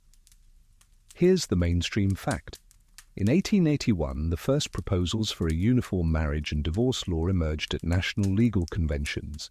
By 1906, the National Congress on Uniform Divorce Laws was convened, an early effort to bring consistency to the patchwork. Historians still argue whether these movements were motivated by genuine compassion for families or by a desire to maintain tighter control over social order. Picture a conference room in Philadelphia, 1887. The air smells of ink, pipe smoke, and ambition. Lawyers debate heatedly, one slamming his fist on the table. "We cannot have Indiana granting divorces in months, while South Carolina grants none at all. The law must be one." Another frowns, muttering that too much uniformity will undermine states' rights. Outside, the city bustles, unaware that within these walls men are quietly shaping the future of American family law. And here's a quirky tidbit. Some reformers proposed adding a national divorce court in Washington, D.C., so couples wouldn't need to cross borders to seek freedom. The idea scandalized conservatives who compared it to a factory of broken vows operating in the nation's capital. Imagine tourists peeking into the Supreme Court only to find justices ruling on whether Mr. and Mrs. Jones from Kansas could part ways. The reform movement faced endless obstacles. States jealously guarded their right to regulate marriage.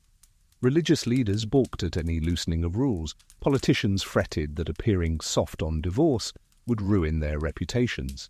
Still, the very fact that serious men debated uniform laws showed how impossible permanence had become to enforce consistently. The chains were rattling, even if they hadn't broken. Historians debate whether these reformers were visionaries or opportunists. Some genuinely sought fairness, arguing that consistency would reduce confusion and suffering. Others seemed more interested in shoring up the institution of marriage by regulating it more tightly. For every pamphlet calling for compassion, another warned that uniform laws should be strict to stem what they called the divorce tide. Imagine yourself as a reformer, pen scratching across paper by lamplight.